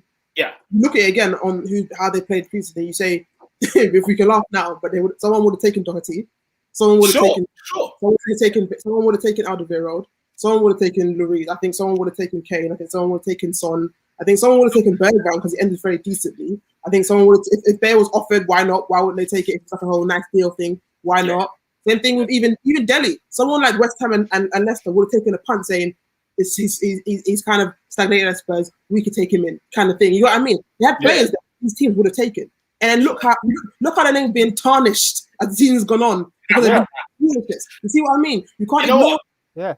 Like with what Jose was saying about the Newcastle draw was that everybody criticizes me for not being open, right? And when I was open, Newcastle were very good, by the way, on the day. And then when they play Man United, it's like, hey, nobody expects Spurs to beat Man United. I don't care even if it was at Spurs Stadium. Maybe if there was a crowd, it might have been a bit different. But again, they took the lead. They had the game in their control. And personally, I'm not blaming Jose for the defeat. I'm blaming the Spurs players, because they were terrible. And I remember even in the group chat, all the goals, the defending was atrocious. Yes, Cavani's movement was A1. Yeah, we can't deny that. And it always has been. But, some of the defending and some of the players, it was just... What did he play? Alderweireld injured. He was dropped. He was dropped. Oh, yeah. Then we have to look at Jose for that. Oh, because of his performances against Zagreb. Did you see his performance against Zagreb? Have you seen that this entire season? No, listen, hey. I'm not saying it's the right decision. Look. It's the right decision. Peter, let me just clarify to you my position on this whole Jose Spurs situation. Yes, Spurs are Spurs, yeah? And I agree with you in the sense that they can't expect to be a Champions League side because they're not levels, yeah? And they can't expect to be, they shouldn't expect to be much lower. So Jose has actually done all right when you look at the points. But I don't care. When you look at how they are playing football games, they consistently bottle points from winning positions. The Europa League was just prime example of that and how they went out of that game. You can't tell me we can't look at Jose, because if he's not organizing this team to be an attacking, free-flowing outfit that can score goals, then at least organize them to be good defensively when they go in front. You can't tell me they're going ahead with 70 minutes played and they're not seeing out victories on a consistent basis. I don't know. Seriously, guys, I don't know what people are watching when they watch Spurs, because all they seem to see is Jose. They're not seeing actually the goals they're conceding, because Spurs actually that bad in the second half? Yeah. Did they play bad? They regressed. Man United were good. Man United were good in the second half. We're not taking away from Man United. That's the whole point. No one's ignoring how good Man United are. But to be honest, I've been saying this entire season. I've been saying that Spurs haven't been playing good this entire season. They've been getting away with it because at the start, no one was trying to stop off the whole block, then break, then counter-attack, and then Kane and Son were just freakishly clinical at the time. So everyone was ignoring it because they were winning games. And they had these outlier games where they were racking up to the 6-1, and then what was this? How much did they batter against Southampton? They had those games that made it look like their goal difference made it look brilliant because they had good games. So they weren't good at the start of the season anyway. They were poor the entire time, but they got away with it a lot of the time. They were poor defensively, Lola, weren't they? It was defensively that they were poor. They were, like you said, the freakish stuff from Son and Kane was there, but they were still poor defensively. Also, don't forget, they also had the whole 3 at the back thing as well. So I'm saying, you look at that, and I'm looking at a shake as well. When you're defending as everyone, I'm expecting your defensive record to be good if everyone's defending. And I'm beating Jose with the same stick that I beat that with Arteta. You're both doing nonsense. If I'm saying Arteta's doing foolishness, when last season Liverpool was lambasting Arteta when he got knocked out of Olympiacos, he's not got knocked out of Zagreb. Same stick. You're both doing dead. And one of them's a rookie, then the big man who's won trophies, you must be gone as well. The thing is, I totally hear you on that if you're going to beat him with the same stick, because I think that's fair, right? But he's not 10th in the league, and he's not, you know what I'm saying? He's not struggling down there. He was literally 3 points from top 4 last weekend, okay? And he met Manchester United. Fair enough. They lost to Newcastle. They drew 1-1 with Newcastle, but they still went out of the conversation. They were still 3 points. Newcastle. They were still 3 points off the top 4, is my point. At the end of the day, guys, you need to watch Spurs, bro. When you're watching them play, we're watching. You cannot tell me half-time Jose is the reason why Spurs lose games when they're leading. I'm not having that. I'm not having that. Saying it's all him. Don't get me wrong. Them man aren't helping themselves, but we can't absorb the fact that he sets them up. The tactics are him. I'm not absorbing it either. I'm saying that the reason that they lost the games is down to the players. Last week, I even said everybody is at fault for Spurs not doing well. All of them, Jose included. But he is not the big slice of the pie here.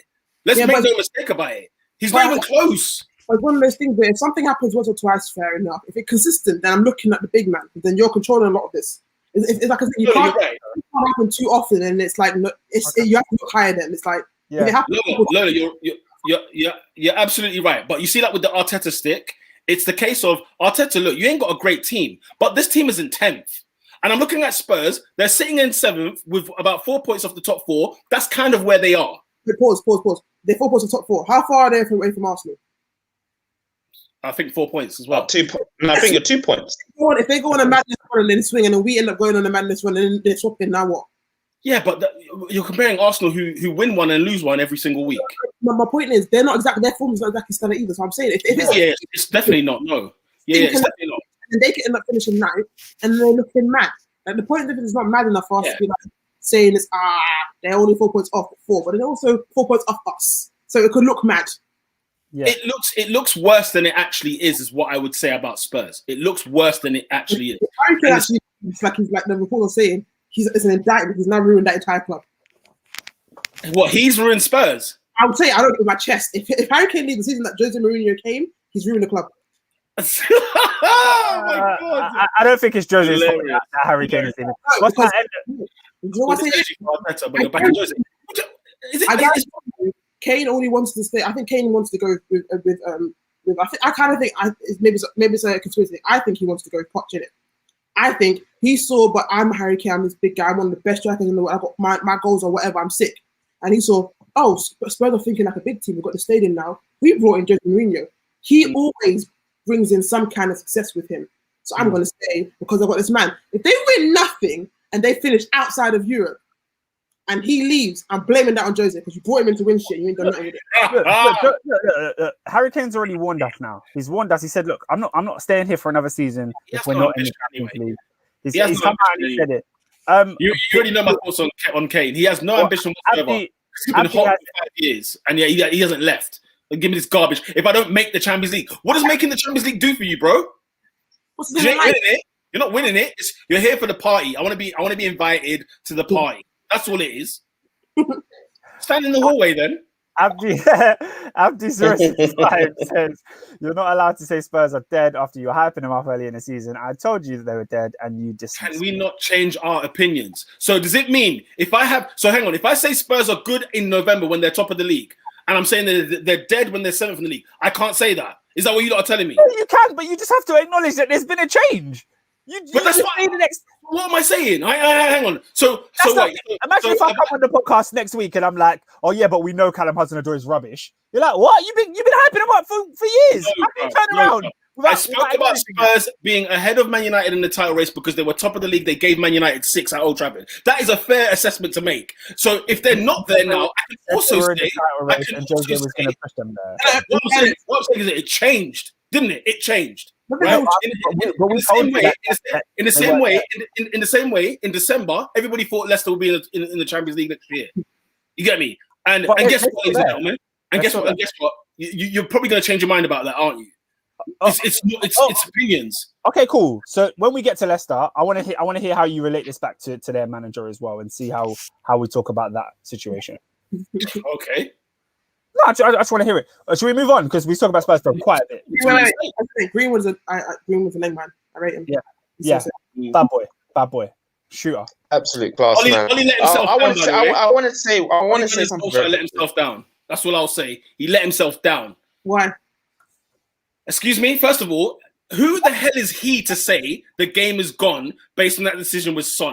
Is this guy mental? Has he not watched his Man United side win free kick after penalty after whatever every VAR situation you can think of? He had the nerve, the unmitigated goal to come out and say that the game, this guy, get him the hell out of it. And then he said, if my son went down on the ground like this, I'm not feeding him.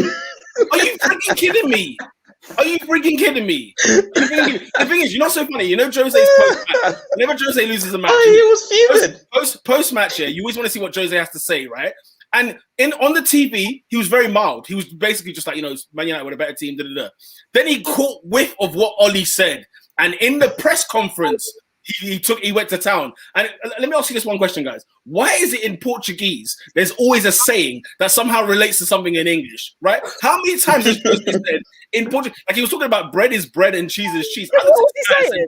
I said, what are you talking about, right? The fact that what I thought was superb from Jose, just on to end off, is that when he said that, so it was called, I'm so happy that, Son's dad is a better man than Ollie. Because this idea, even though he was figuratively speaking, but the idea that he says, I would not feed my son because if he fell down like that and stayed there for 3 minutes. Ollie, you're a moron. You need to take the log out of your eyes and watch what decisions you've been getting since you joined the club. Is he freaking having a laugh with me? The game's gone now to him. Now, Ollie. Yeah, David, he needs to be not that guy this week. He's a shambolic guy. That one was whatever. But the extra bit he said it was unnecessary. But in fairness, why was someone on the floor for 10 years? Because Jose Mourinho told them. Because Son's a cheat. Because Son's a cheat. That's why. I know it's a dog. So why can't Ollie be mad about that? Has he not looked at his number 18? Has he not looked at him? Has he gone through the locker room and has somehow skipped him from player 17 to 19? Has he just ignored that one? No, because he scores goals. No, but he scores goals. Robin, there's literally clips on Twitter I've seen, of I can find it now. Martial going through. Hold on. Martial going through on goal. He gets clipped by a defender and he stays on his feet. And then Pogba goes to him, go down. Like, next time that happens to you, go down. Because if anyone knows how to win a penalty, it's Manchester United, yeah? Oh if my anyone in this God. league knows how to win a penalty. So when McTominay fair, hand in Son's face, what are you expecting? No. To be fair, on the penalty thing, we haven't had a penalty in a while. When we got the one against Granada, I was like, oh my gosh, it's been a while since we've had a penalty. It's been a while. What are you talking about? Oscar, you know when you were talking about like the rivalry between Spurs and Arsenal, I said to you, I wanted Spurs to beat Man United. Like, I hate Man United that much. I hate Man United more than any football club in the world. Ollie is a moron. He said the game for that. He's taking the piss. He's taking the absolute piss. What I was gonna say that I genuinely believe that Ollie is his specialty is big games. The one thing I can actually give it to him, he knows how to play a big game. Big game, and it's annoying because I wish he can do that for the rest of the 18 games or so that he can do. But when it comes to big games, some way, somehow, he pulls it off quite consistently. And that's the one thing I actually will give him. Do you know what's funny, yeah? Like, Man United are second in the league. They are not the second best team in the league. Actually, they're not. I would go against that. I think they are. No, Lola. When everybody turns up, when everyone's got their trunks on and they got their gym gear, aka Liverpool and Chelsea, they do not finish above those guys. But obviously on paper you can say this. But I'm saying, if we're talking about just purely the season, like as what it is, every season is this whatever. Based on the season, they very much are the second best team in the league. No, we are this season, yeah. Like, how many away? We've got 23 away wins on the league. So. Do you know who's in the false position? Leicester are false position. Man United. Yeah, Leicester in a false position. Why is Leicester in a false position? They're false. When do they false profits? No, they're false. They're false because after this weekend, I said, Leicester are third and quite comfortably. And then I looked at the table after their loss and I said, they could end up fifth next week. No, what happened here? We can move on. Yeah. No, Peter, explain that one to me. Explain what to you? Why are Leicester in jeopardy right now? No, unreal. I thought they were comfortable, but Robin, the table, they're not comfortable. Robin, listen, go on. Fool me once, shame on me. Fool me twice. Listen, I said this. I've been saying it since he walked in the door. Yeah, David Brent is a moron, okay? And the thing is, you know what's so funny, yeah? I feel sorry for him on this basis because I think he had Maddison and Perez out because their man were doing the Shambhala, right? Where they was in some rave. Yeah, COVID thing. They broke COVID restrictions, right? So he had to. Yeah. They've lost 9 games. Oh my Lord! Listen, Leicester City. First of all, they shouldn't be third in the league anyway. Okay, so Brendan Rodgers has overachieved in that sense of the fact that they're even in the top 4. Are you going to give him credit for that or no? No, because it doesn't. Oscar, the league does not end. Yeah, in April the 12th. It doesn't end there. Because I'm not going to give him, you know what I'm saying? Because last year he was second when the pandemic had started, right? He was second and he came back to town. He lost at home to Norwich. I said, oh, there's something not quite right over here, okay? The reason is because it is Brendan Rodgers' fault week in, week out. The performance against West Ham yesterday, or whatever it was, ladies and gentlemen, was a disgrace. Before they got into the game, before Iheanacho got in and got some goals in, did you see the football Leicester were playing? Did you see it? And the thing is, what was their last few games? The Man City, we didn't talk about it enough. The Man City defeat, yes, it's Man City. They were insipid. They were absolutely dross. An Arsenal side of this season went there and scored 3 goals. We went there and scored 3 goals. When you don't say it's a false position, listen, I'll be the first to tell you. I'll be the first to tell you. Leicester played atrocious. They were bad. And Didi, who is obviously Nigerian, is my guy. He was poor. My God, it was annoying me. Then Vardy was where he was in the wind. I don't know where was he? I don't know where he was. I don't know what he's been doing for a minute. Where was he? You look at his goals, yeah, and you look at apparently he's got I think majority of his goals are penalties. And I'm thinking, Vardy, what happened to you this season? No goal. I think he has 1 goal in 17, Lola. 1 in 17. Man is a senior man for real. It's Kelechi running that team at the moment. Because West Ham were good. Don't get me wrong. West Ham were great. Freaking Lingard. It has found a lot of whatever. But revitalized. Goal as well. Oh, revitalized. Bowen was sick. Freaking obviously Suchek in the midfield. And this is without Rice and Antonio. Like they're for real. Lingard, and they did this. Oh. It was shocking. It's been shocking. It's been coming. I think they had a draw at Burnley. Looked at that and just said, "You guys can't be serious. You can't go to Turf Moor and not win the game." Do you remember that game? I don't know if anybody remembers that one. It was absolutely dross. Absolutely dross. I think they go to West Brom next, or I think they're at home to West Brom next. West Brom we saw today. Right, West Brom play the way they played today against Southampton. It's long for Leicester. I might have been lying. And the way they played against Chelsea. Do you know what I'm saying? Like, if they go there and then beat them, and I think after that is, I think they got like an easy set of games. The last few games of the season, they are still to play Manchester United. I think they're still to play Chelsea. Is that correct? Yes. I think have they played Spurs twice? Is it Spurs? Is Spurs the last one? Yeah, they've got. I think they've got Spurs next. They've got tough fixtures. They've really have. They've got some shockers, fam. They have the worst running of the top 4. Legit finish the season 6th or 7th. It's not even the madness. What's that? Endo said Brendan doing what he always does. As soon as it hits game week 30, he goes. His ass goes. They're finishing 6th. I'm telling you. Adrian said no excuses. Abdi said, imagine if Leicester lose to Liverpool in the FA Cup. Peter's going to have a field day. It's just to Southampton. Listen, he had this form at Liverpool, and everybody said, "Oh no, you can't do that with him with Liverpool." Okay, fine. Yeah, one slip, if you will. But then Leicester last season, when he did it last season, I said, hold on a damn minute, because I do not understand why he gets the praise he gets. He was being linked with the Arsenal job. I said, dear God, not Brendan Rodgers, okay?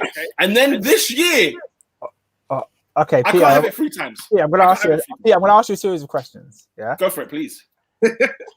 Is Leicester's team a top 4 team? No, it's not. No. So, given their standing in the league, is there any room for Brendan to just be not criticised and just be given a kind of a blight? Because if they get 5th or 6th this season, then surely he's falling under the requirement. I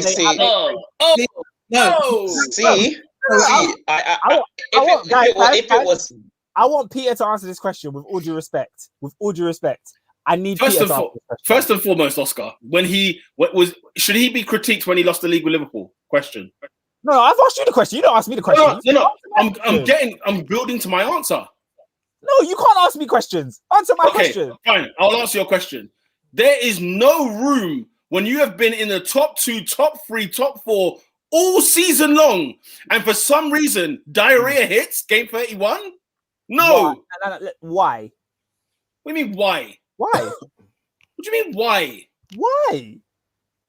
Why what? Why is it you are so prepared to criticize a man who's overachieved with a side, and then he's now done nothing in the game? Okay. He's done. Oscar, Brendan Rodgers is one of the most overhyped managers in football. Why? He's done niche, except win league titles at Celtic, which Eddie Howe will do himself. So he's done nothing. When you've got a man who has a squad that is not good enough to be in a position they're in, they get them into a position where it's like, wow, we're here. Now you have an opportunity to bottle something. You still criticize the manager for bottling it. Am I right? Oscar, you're not even making sense. When do you say, how do you even make a sentence like that? How can you say that I'm criticizing a manager who gets them in a position and then they have room to bottle it so that they can bottle it? So I should praise the manager that they got a team in a position where there's a chance they can bottle it. I didn't say you should praise him. I'm asking you, do you? No, hell, you're damn right I do. So then, why don't you have a parallel with Jose Mourinho, who's getting them? You're freaking kidding me. And you're freaking kidding me. Even though you don't think the squad is good enough to be. You're freaking kidding me. First place. So Jose Mourinho has been the top 3 side in the league all season, yeah. Oh. And hang on, let me finish. And what? And diarrhea came out in the 30th game. No, it never. It never happened, did it? It never happened. It's not the same thing. It's not the same thing. It's not the same thing. That's diarrhea every week. Oh my God. Oscar, let me ask you this question. Oscar, let me ask you this question. Starting 11, who are you having, Leicester or Tottenham Hotspur? Leicester. Case closed. No, it's not case closed because Leicester's still not side. Case closed. Leicester's still not on for side. Case closed. Anyway. Sorry. I interrupted you, Robin. You can go. Sorry. I was going to say though on that because I would say you can say do Leicester on paper technically have top 14. No. But us expectations change. It's what happens in the league. Oscar, sorry, what's with dumb comments like this? Hey, allow Christian. It's a dumb comment. Because I have Arteta, I cannot talk about overhyped managers. Is that what we're doing? Christian, he don't rate Arteta either. So. Oh, you're damn right I don't. All I was saying. Look at my name. Look at my tag, fam. No, but all I was saying was, look, it's all well and good saying Leicester don't have technically a top 14, but like with a lot of things, expectations change with the league. Because he was in there and he was good enough to be there, and everyone else was dead. If he now fails to stay in the top 4 in general, you can criticize him because it's twice he's done it now. 3 if you count Liverpool. It's not. No, you can't let it go. No, I just think the energy should be across the board. I don't think if Brendan finishes 5th and 6th, yeah, it's a bottle job, and I'm gonna laugh at him for sure. Don't get me twisted, but I'm not going to criticize him and call him a whack manager because he still, in my opinion, has found a way to overachieve with that Leicester side. Oscar, you can't bottle 3 times in your career, and I'm supposed to rate you. I can't. Okay. I can't. Okay, it's fine. Yeah, no. My point is exactly this. Brendan Rodgers gets put in the ilk, yeah, in the ilk of certain top managers, right? He's done niche. So my point is, if we talk about him the same way, say we talk about Eddie Howe's and I'm just trying, I can't think of managers off the top of my head, but tier 2, he's in the tier 2. What, doesn't he get talking about like tier 2? Who talks about he's in the tier 1 conversation about Arsenal manager. Yeah, Arsenal. Eddie Howe was in that conversation when Eddie Howe was doing bits at Bournemouth. Man was saying Arsenal manager. What are we talking about? But nobody talks about Eddie Howe the way they talk about Brendan Rodgers. They're more or less the same thing. Bro, they do. No, Eddie Howe and Brendan. Until Eddie Howe got relegated, of course. Once he got relegated, no one talking about Eddie Howe. They talk about Brendan Rodgers like he's like in the upper echelon, but the bottom of the upper echelon. They talk about him like he's next, like he's this like he's up and coming, like he's taking teams that shouldn't be in the top. He is there. That's the problem. Oscar, they talk about him like he's like he's 1B. He's talked about in the top tier, in the second part of the top tier. He's not talked about like Eddie Howe. Don't ever do that. He's not even near it. You're forgetting when Eddie Howe was doing bits. A man was saying England manager, a man was saying Arsenal manager for Eddie Howe. It's the same thing with Brendan right now. It's not the same, man. Okay. Oh my God, we're talking about a manager. So you're telling me jobs. Tell me. Sorry. Like I've just said to you, they were talking about Eddie Howe for England. They were talking about Eddie Howe for Arsenal. Are they not doing the same thing with Brendan? No, Brendan, Oscar, the Eddie Howe for Arsenal and all that was not serious talk. The Brendan for Arsenal and England was serious talk. Okay, so all right, fair enough. All right, exactly. They're not the same thing. You're picking and choosing what's serious to you. Like I don't. What are you talking about? You're talking to me about Brendan Rodgers, Oscar. He's a dead manager, fam. The sooner you get that, the sooner you understand that, it's right there to see. Oh, when he's doing well, when he's got a good starting 11, guess what? He's doing well, so I should praise him. No, I'm going to judge him according to the team he's got. But guess what he keeps doing at Leicester City right now? Bottling it. Yeah, but he did it. He did it with. Should never be in the first place, bro. It doesn't matter when you're doing it consistently, bruv. When it's consistent, at the same time, I still have to look at it and say, hang on, because Liverpool, he had Suarez, Sturridge, Gerrard in that Liverpool season, and he bottled the league. So he had a strike on his name straight away. And the thing is, he was a good manager when he turned up there, when he done his business with Swansea. But he's not been at that same level since then. But Pete, like every single time, you can look at his squad and see the deficiencies in his squad, but you don't seem to take that into account. So when he turned up to Old Trafford and he didn't play his starting 11, right? And when he turned up against Sparta Prague, because those are the things I cussed him for. I said he went up there. Against he could. There's a lot of times he couldn't play his starting 11. He got bare injuries last season. Slavia Prague was not injuries. He chose a B team. Second leg, he had injuries. He couldn't play his best player. No, he did not. He did not. He chose a weak side out in Prague, and he chose a weak side at home. All right, cool. All right. He's a bottle job. He's a frigging bottle. He's a fraud. I think if he bottles it, you can call him a bottle job, but the energy has to be the same for all the other managers that are bottling things. Who has bottled it elsewhere? If they bottle it, I'm going to say the same thing. Who's bottled it? Hella Leeds this season, bro. So wait, Mourinho's bottled it this season at Spurs. Ladies and gentlemen, has Jose Mourinho bottled it like this season? Has he bottled it at Spurs this season? Yeah, they were 2-0 up against whatever that team's name is. So he's bottled it all season long. So he's bottled it all season long. He's bottled it all season long. No, not all season long, but neither has Brendan. Right. I will say this on everything. Yeah, I think personally, if Jose Mourinho doesn't win this Sunday, then yes, he has bottled it. Oh, you're because he needs to win something for Tom. Get me off this podcast. This is the dumbest thing I've ever heard. If he doesn't beat Manchester City and Pep Guardiola, he's bottled it. Is that what you're telling me? No, I don't think. Yeah, so Robin, that's what Robin's saying. He's saying if he doesn't beat Pep Guardiola's Man City in the cup final, he's bottled it. Out of all the chances for Tottenham to do something, get me off the frigging podcast. To do something, I felt like Tottenham have done a lot to shoot themselves in the foot. They were 1 point at the top of the season, and Jose was doing what they need to do. But now, out of all the players, what I'm saying, out of all the players and the manager's tactics have done everything wrong. I'm not saying Jose is the only reason why they're bossing it. I'm saying Spurs in general have bossed it this season, but I'm including Mourinho because he's had stuff and had opportunities to make these things right for Spurs, but he hasn't. And so I'm not saying he's on his own, but I'm saying he gets included in the bottle. Hang on. That's so are you now changing your statement? Because what you said first, if he loses on Sunday, he has bottled it. Are you changing that statement now? No, I'm trying to say the reason why I'm saying he's bottled it, I'm saying not only he's bottled it, the whole team has bottled, and I'm including him. So that's why I'm meaning what I'm saying by Robin, he's the underdog going into the final. How can he bottle going into a final against Man City? How? Because he knows, knowing who Jose is and what he's done and what he's doing, he's had the opportunity to win another trophy for Spurs. And a manager that says constantly, wherever I go, I win trophies. He has to back up that line. Am I not correct? He put it on himself. He does say he wins wherever he goes. I agree. So but Robin, they're not the same thing. I get it that it's the same thing. But it's not the same thing. Do you also agree that at the end of the day, a coach has to be a coach?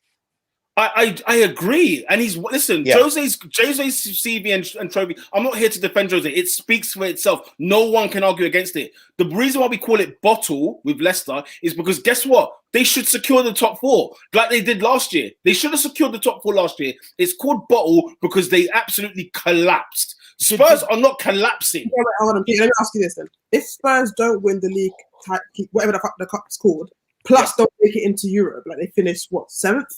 Or 8th, whatever. Is that a bottle for the season? Not a bottle. No, of course not. Because they're in a race with Liverpool, with Chelsea, with West Ham, with Leicester. So it's like saying, it's not like they're not in the race. It's different if they were 15 points clear in 3rd, and guess what? They fall out and finish 5th or 6th. That's a bottle job. That's why Leicester's in the bottle job discussion. But if you're in the race, like when we were cussing Spurs that time when they finished 3rd, even though they were in a 2-horse race with Leicester, they finished 3rd. That was ultimate bottle because Arsenal should have never finished 2nd that year. You know what I'm saying? So I'm talking about the right now, today, Spurs, you said we're 4 points off the top 4. Was that correct? Yeah. So they're in the title race. It's not like they're even overachieving. They're not underachieving necessarily, but they're in the conversation for making the top 4. If they lose it, it doesn't mean they bottled it. That's not the same thing. I think it is because my whole thing was they were top of the league at that point. They were fighting for technically, if we're going to be even about it, they were technically in the title race. Then obviously they fell away, and then the thing was, okay, we're in the top 4, we'll be top 4. The fact that they've slowly slipped and kept on slipping, and now they could not even make it in Europe, for me, you bottled the season. I agree they bottled the league. But I'm not going to say they bottled the season. It's not the same thing. For me, the other way is that Leicester, Brendan Rodgers has boosted the way that we view Leicester, and we expect them to do better because of how good he's made them. And then when he drops a little bit underneath that, it's like, that means he's dead. It's like, no, it doesn't mean he's dead. It means he falls at the final hurdle, and that's a criticism in itself. He needs to be criticized for that every single time. That's what I do. Not overall. But that's what I do. I criticize Brendan Rodgers for the bad things he does. You call him dead. Like, he's not a dead manager. Oscar, he's not a top manager. He's not a top manager. I've never said he was. Exactly. So, okay. So name me a dead manager, and I'll see if I put him in the same bracket. Steve Bruce. Okay, I won't put him in that bracket. I won't put him in the Steve Bruce bracket. Okay, so he's an average manager. He's average. Okay, well we'll see. We shall see, because if they finish either way, we don't know. They've got a if I called him dead, I'm going to call him average. But he's not that bad. He's not that good. Will that change? If they finish in the top 4, if they keep it up and they finish, if they get Leicester City are in the Champions League next season, what will it be for Brendan? What do you mean? What will it be for Brendan? Would you still call him an average manager, or would you? Yeah, of course. Yeah, of course I would. Fair enough. I would too. If he does it consistently over time, of course, your stack will go up over consistency, not over 1 year. I call him I think of him more of an above average to good manager who bottles things. The same way that Spurs are an above average good club. Bullshit. Same thing. Do you know what, Lola? Do you know what? The thing for Brendan Rodgers for me, because he's always played good football whatever club he's managed. I've always liked watching his teams play. The thing is, it's the bottling that brings his grade from good manager to average. Because he actually does play good football. He was good at Swansea. He was good at Liverpool. He was good at Celtic. And he's good at Leicester. But the problem is the bottling I bring my scale of him down. Because bottling, it's not like, oh, we just missed out on top 4, or we lost the cup final, or, you know what I mean? It's not those things. We're talking about 10, 15-point leads in the in Champions League position. And all of a sudden, what's the gap between Leicester? I'm seeing Leicester having sleeping with West Ham, Chelsea, Liverpool on a third link. Like, linking bare people. They should have been out of sight. Leicester should have been out of sight. And yet, they've lost 9 games. More games than Chelsea, more games than West Ham, the same games as Liverpool. Okay, Liverpool and Chelsea. Come on. But anyway, let's move on. Let's move on. We spent a lot of time here. If you're watching, please like, please subscribe.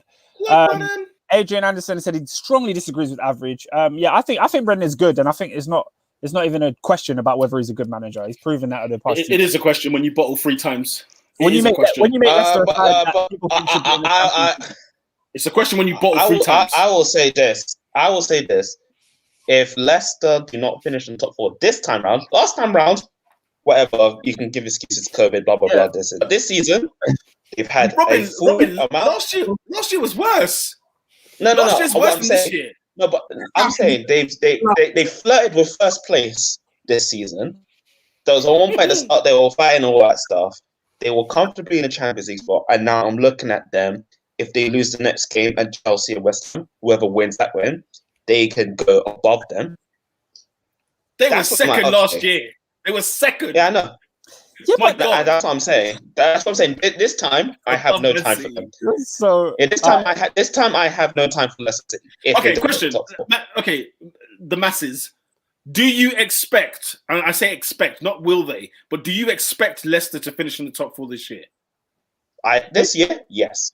They should be expected to finish in the top 4. Like, with where we are right now, like with everything going on right now, I'm talking about expectations. If I'm looking at it now, purely on how everyone's playing and how I don't expect it at all.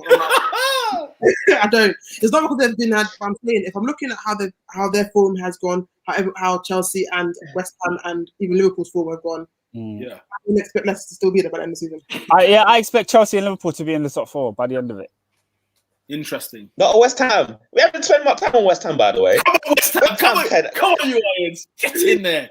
Oh, Right, David, we've got 7 games to go. There's an actual possibility that West Ham can hear the Champions League anthem at the London Stadium next season. I hope they do for Mark Noble. Last year. Are they playing Champions? Oscar? Yo. Are West Ham playing you next? Yeah, we've got Brighton and then we've got them. What's West Ham's next fixtures? Let's see. Yeah, I think we'll beat West Ham though. I think we'll beat them. Hey, brother, West Ham. West Ham's fixtures are nice, blood. Newcastle away, Chelsea at home, Burnley away, Everton at home, Brighton away. What? They could go through that unbeaten, you know. Oh, come on, you Irons. Come on. Well, they could get some wins and draws out of that, and then they'd be calm. I'm just saying, like, because they're 3 points, aren't they? Ahead. If I'm being serious, do I expect West Ham to stay in the top 4? No. Nah. But if you look at their run, I'm not opposed to it. And also with Chelsea, the same thing. Like, I can't guarantee them to get top 4 either, because you can say they look significant at Crystal Palace, but then I've also seen them look dead and they got battered by West Ham the week before. Like, I can see that on you, Chelsea. West Ham picking up one of them. You never know. Like, it's one of those things. It could be that season where a random gets in the Champions League. Look, if anyone's pessimistic when it comes to Chelsea, I would understand that. But I think, like, you look at that West Brom game and how it panned out. That was a freak result. Like, it was a red card that made us just turn into sand, and we lost that game. But if you look at West Ham go ahead, get into like 3-goal leads, and they're consistently. The game's never over. Like, we're playing in a couple of weeks. We could be 3-0 down. I still have faith that we can bang a point out of this game. Like, how are they consistently doing this? Arsenal, then Wolves, now again Leicester. Every game you're conceding 2 goals. Why? That's the one. But they got injuries though. It's a bit of jeopardy. But so does everybody. Yeah, but their main players who've been good for them this season before even Lingard came are out. You don't give that same grace to my man Brendan, so you're giving it to everyone else. Who's out at Brendan? Who's out? Where's Maddison been? Have you seen Maddison lately? He's out there. He's out there doing the Shambhala. That's why. He's been injured for time. That's not my case. Injuries this season, ridiculous. You said that last year. You said that last year about and it's still true. And it's still true. Chelsea might not make top 4, you know. Looking at the last games that they have. Robin, bet on it. The thing is, I'm not going to bet you because I'm a good boy. I'm saying they might not make it. Brother, that West Brom defeat was such an L, blood, because Chelsea should be in the top 4 ahead of Leicester. Yeah, they should be ahead of Leicester. We should. Well, hey, if Chelsea get in there, who said that West Ham is going to stay in there? Unless someone comes out for Chelsea or Liverpool. Listen, mate. The one team that I will guarantee is making top 4 is Liverpool Football Club. They're winning all of their games. They're winning every single. Why? Bro, we still got to play Liverpool. If they get knocked out by Real Madrid, all their focus is on the league. Their team is not as bad as they've performed. They will turn it on like they did against Aston Villa the other day. They got a late win, but that's one of their toughest games, Aston Villa, and they won. That Kabak brother still. I'm looking at them. I'm looking at centre back playing madness. So they can. It's enough. They have enough. They have enough. They have Salah and Jota. Salah and Jota will get there. Yeah, don't get me wrong. Yeah, Salah is Salah, innit? Even if he's not having the best game, he tends to kind of pop up with something. But Mane hasn't been great. Jota's been good though. So that's good. That's like a boost to say that they'll get in top 4. But I don't people like the whole Trent thing, yeah, with the whole England and all that stuff with it was a bit whatever it is. But you can't be hyping up talk about bringing a right back because he scored the winning goal. Defensively, he still looked kind of higgy in that game, in my opinion. And the defense still, what Kabak was doing, I don't know what he was doing in that game. I don't know what the other one was doing either. Yeah. Whereas I think Listen, can still break it into it. But I'm saying I don't trust that defense still. I get you. I'm not a biggest fan of Vinicius Jr., but on Tuesday night, he had a field day against Trent. Yeah. My gosh. Yeah. My gosh. I don't understand why you wouldn't be the biggest fan of Vinicius Jr. Like he's 20. It's not nothing that I'm not seeing that I haven't seen from other players, if that makes sense. It's the end product that we're missing. We're missing the finishing. Since he stopped relaxing, he turned it on again. Oscar, you know what? Your thing about Liverpool, though, I just don't trust them. I haven't got the trust for Liverpool. I know they should.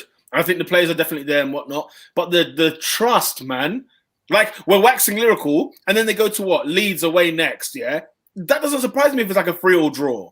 Bro, Leeds are big pretenders. I don't care about them, man. Boss Ender said we only have Man United left. And that's true. They're going to win all their other games. What's the other game? Bro, they're all dibby teams. I don't know what they're. Let's see. I've got their next 5. Yeah, 5 this PR. Leeds away. Oh, bro, I was just bantering. They got Leeds away next. Newcastle at home. Win. Then they got United away. Then it's Southampton at home and West Brom away. Come on, look at winning all those games. No.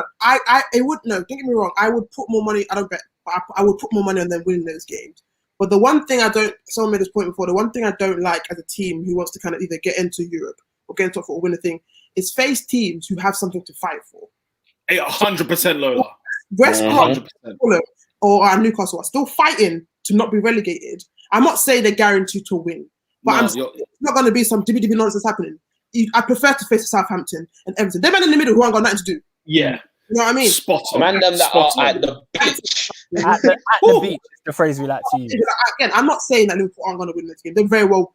It's more likely they are going to win. What I'm saying, it's not as cut and dry when you look at that when you're thinking them man down there are still actively trying to fight to not disappear.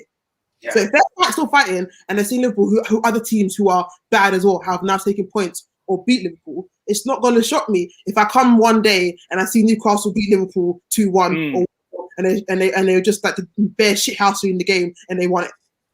And that's the thing, isn't it? It's always the case with the relegation battle. They get freak results. It doesn't matter, even if it's Sheffield United, there's still a freak result left. Even this Sheffield United, I feel like there's still a freak result left. Who was looking at that? Say again? Remember Sheffield United when they beat United, right? No one was looking at yeah. How did that happen? You got what I mean? I'm never surprised when Man United lose because I just genuinely think but, yeah. No, but it's the equivalent of West Brom beating Chelsea. It's the equivalent of Fulham next. If Fulham beat Arsenal, it wouldn't shock me. Yeah. Yeah. It's just the truth of the matter. It's just if Liverpool go out of the Champions League, then like Klopp's not going to piss about. Like he's not. They're getting top 4. They're getting top 4. That's the thing, though, isn't it? But the thing is, it's not in Liverpool's hands. You say That's the thing. You're saying it's not, but it is. If Liverpool win all their games, it is in their hands. So why do you not think Leicester, West Ham won't do it, or Chelsea? Why don't you think Leicester, West Ham, Chelsea will win all the games, but you think Liverpool, if they win their games, they'll do it? Because I generally think they have the more favourable run. Chelsea face West Ham, who are in that running. We face Man City. We face Leicester. We face all those teams. So it's techie. It's very, very techie for Chelsea. I think we'll get there. I think Chelsea and Liverpool will get there, but I trust Liverpool most. You're saying Leicester and friggin' West Ham are out of the top 4. Both. Look, if we're doing it purely on that, you can say if I'm going to pick, you could say Leicester and West Ham slide out. And that's why I look at it and I say, if Liverpool and Chelsea get there, am I really going to hear and start slagging off Brendan Rodgers? No, I'm not. Context, I'm not. Like I'll call him a bottle job for the banter, but I'm not like I'm not context, yeah. I was seeing and hearing because I've got family members as well talking to me about how Chelsea should be lucky to even finish top 6. So I'm not going to say that because circumstances changed, depending on what happened in the season. Chelsea, brilliant run now, and my cousins now have now changed their form, saying, "Oh yeah, it's top. We should be fine." But before you were saying, we'll be lucky to get in Europe." Same thing with Leicester. Look. situations change, innit? So realistically, Leicester, if they fall out, I'm slagging off Brendan Rodgers because you were in there the entire time. Okay. You're looking at a team like Chelsea with a decent lead, by the way, Oscar, because we never thought they would be that close to West Ham. Come on. You're talking about a team like Chelsea, yeah? Chelsea haven't lost since January. Sorry, we lost one game since January. Since we sacked Frank Lampard, we've been damn near flawless. And that's what we've needed to be to even sniff top 4. And we're still not there. We're still not there. So it's not like they made it easy for us. But at the end of the day, Liverpool and Chelsea are better teams than the teams that are above us. So we should be there. Okay, no, but cool. But we're not better than, but you're always better than them. And you're still fighting for it. So it doesn't matter if you're the better team. Say it hasn't before. Look, fair enough. Fair enough. I can't argue. But oh dear. Let's move on to the awards because even David's left us now. He's had enough. No, boss. Like, no, we know what happened, but it all depends what happened on Tuesday. First of all, no, basically saying that we haven't mentioned about Madrid, about how good they were against Liverpool. If we means Liverpool fans, fair enough. Nobody else thought Firmino was Benzema. Yeah, who on God's green earth did they think Firmino was meant to be Benzema at Liverpool? Not a chance. Maybe some people thought Lacazette was Benzema, but no. Firmino. By the way, yeah, you know what's crazy? You know Benzema, right? I know, like, obviously when Ronaldo was the guy and whatnot. Yeah, have you seen his numbers at Real Madrid though? Like even when Ronaldo was ridiculous. There, no, like ridiculous. Even it's one thing if Ronaldo nicks all your goals. Yeah, fair enough. You got all the assists. That's fine. Bro, the guy was capping 20 goals a season, bro, at Real Madrid. I was sitting there in disgust. I said, how has this happened, bro? I was watching, I don't know, there was like a compilation about it. I thought, let me do some Googles. I looked at this guy's record. I said, no, we have shamed Benzema. Like, I love Benzema. He's the guy, but we have shamed him. He should be on higher accord. But you know what it is? There's so many players that of the last 10 years that fall in that list of because Messi and Ronaldo exist, they don't get the respect they deserve. And Benzema is definitely one of them. For Barcelona, the thing is, I love Ronaldo in it, but I think it's slightly way differently. I feel like when Messi was playing at Barcelona, I don't think he was like making anyone else look bad. Like Suarez and Neymar were still getting their plaudits, but we all knew who, because Messi, the best front three of all time, them were still getting their love. When Ronaldo was at even though I love Ronaldo a lot, when he was at Real Madrid, everyone was dismantling Benzema's name like he was once some bitty boy. Yeah, that's true. I can't lie. I slightly disagree with the Messi Suarez Neymar. When Messi scores, and the whole of Nou Camp is just saying his name like it's a church service. Nah, there's something different. But we always different about Messi. But we always knew what Neymar was on. Like when they knocked out PSG and they overturned that mad deficit, we all knew that was Neymar that did everyone was giving it to Neymar. That game, yeah. Barcelona doing this. Whereas I guarantee, if that same thing happened at Real Madrid, they will find a way to say it's Ronaldo and no one else. Yeah. Like I'm looking at these stats here. Literally, they're blowing my mind. Like even when he first joined, I think his first season was in 2010-11. No, his first season wasn't that great actually. It's his second season. 48 games, 26 goals, all competitions. The next season, 52 games, 32 goals. 52 games, 24 goals. 46 games, 22 goals. 36 games, 28 goals. What's it? Then 2019, 53 games, 30 goals. 48 games, 27 goals. And even this season, 35 games, 25 goals. Bro, like, it's insane. Like, Ronaldo was there once upon a time, and he was bagging 20 goals minimum all comps each season. Ridiculous. Absolutely ridiculous. But they were sick. That game was like the Liverpool. Yeah, man. It was that classic Champions League, innit? In the quarterfinal kind of thing. It's that vibe, innit? But again, whoever loses that after going 4-0 up, you deserve to be fired. I don't care who you are. Which game? Oh, the Barcelona PSG game. Oh, okay, I was talking about. Well, that's part of the reason why I never rate Emi, by the way, because I can't rate. Leave Unai before he comes in. Look, I'm only saying that because he brought up the whoever loses that. So I'm just saying that's. Yeah. No. Unai deserves to be fired. Yeah, you deserve to be fired.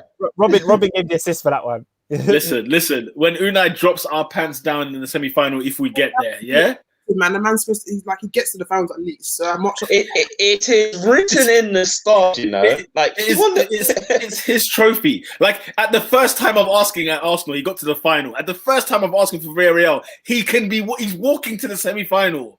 Like, come on! Like, you can't make this up. This is part of the reason why my vision for him was stronger when he was here, because certain things you were meant to do, you didn't do. So it is what it is. By the way, I wish he spoke English better. That's all. If he spoke English better, I think he would have been all right. I think he would have survived. Man, like, bruv, hey, the trim, cuz, yeah, the box, fam. I'm living life, bro. I'm living life. I feel like a new man. I've literally been born again. What's it called? Player of the week this week. Pogba. Could I throw in a cheeky Christian Pulisic? Christian, yeah, Christian can get in there. Pogba was excellent. I'm just delighted. I'm just honourable mention. I'm just delighted to see Martinelli back. I'm just delighted to see him playing. He's not the player of the week, but my God. Why should I left Benzema? Why is he saying I should have left Benzema's numbers alone? I don't really know what he meant by that. Explain that, cuz. Explain that, cuz. Boss that Henderson player of the week for me now. No, thank you. No, thank you. Scott Dallas. Stuart Dallas. What? We've not even talked about Leeds and City. We didn't talk about Leeds and City. Who's Scott Dallas? We haven't talked. I don't know who Scott Dallas is, bro. I don't know who that is. You just made it up. But he said Dallas. He said Dallas. That's why Dallas scored the last minute for City. Yeah. He scored a brace. He scored a brace. I was talking about Dallas, but I thought his first name was Scott. Yeah, I don't know why you thought it was Scott. Whatever his name is, like. Him play the week. I'll have that. But I tweeted. Do you know what it is? When they went, because that game had the epitome of a City game when you know they're not going to win. Like when Leeds scored, I was like, I said that if they get, I thought they're going to lose it 1-0 anyway. I saw 1-1. I said it will stay 1-1 or they're losing, and they lose. I saw it. You saw it because they were when John Stones was playing as a freaking number 10. He was having a jolly up. You knew they were going to get. Lola, Pep took the piss out of Leeds. He literally turned up and said, "I'm going to give you this," or it's just his loving of Bielsa is going on another level where he's just saying, "Look, I'm gonna throw some kids together, and then you can do with them as you please." Because my guy is in love with Bielsa. Did Bielsa do the double? Or was it Pep? Oh, my bugging. Oh, sugar, did they? No, they drew at Ellen Road. Okay. Okay. Although in La Liga, when Pep was the Barca manager, Bielsa was Atleti Bilbao manager, and he had his number each time. Wasn't it a thing? This was his first time he beat him, or am I wrong? Say again? Isn't it the first time he's actually won a game against Pep, or am I wrong? No. Like I just said, in La Liga, he beat him double header. Yeah. He beat him there. Like it was just, I think it was just a case of when they're in the league, he just didn't beat him. Lola, quick question. I don't want to spend too much time on it, but I just need to get my little agendas in. You watched the City Leeds game. Out of 10, how would you rate Raheem Sterling's performance? Oh dear. Look, a poor game is what it is. Move on. No, move on. We're moving on. Move on. Give me a number, then we'll move on. A poor game. Move on. No, give me a number. Is it 3? Is it 4?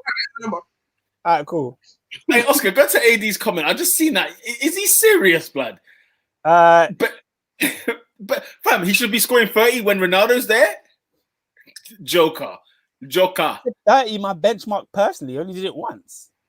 How can that be your benchmark for a guy who was playing with Cristiano Ronaldo? Wait. Were you doing all competition numbers? Those were all comps, yeah. Yeah. 20 is not really. Oscar, 20 to 30 goals. Obviously, they weren't in the league. Ronaldo was scoring 80 goals in the league. You think Benzema was going to score 20? He scored 20 all comps, and you're saying Ronaldo took away his time? Oscar. I compared. There was a season where I did. I'll just pull it up very quickly. Rashford 20.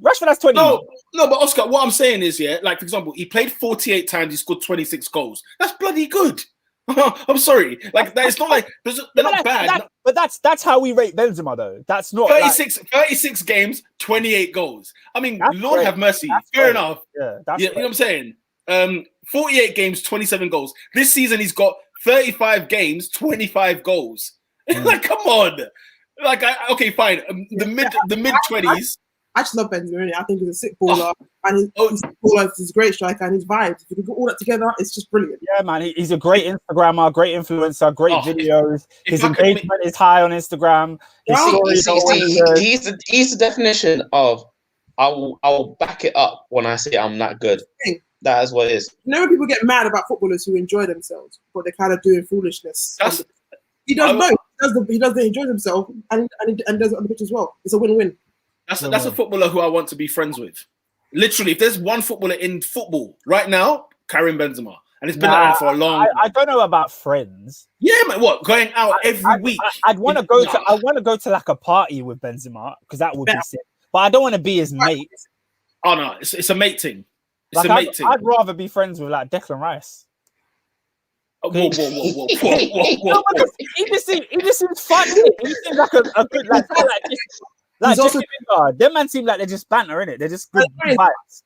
I'd say I agree with a bit, but Declan Rice, what is it, 2021? Yeah. You them.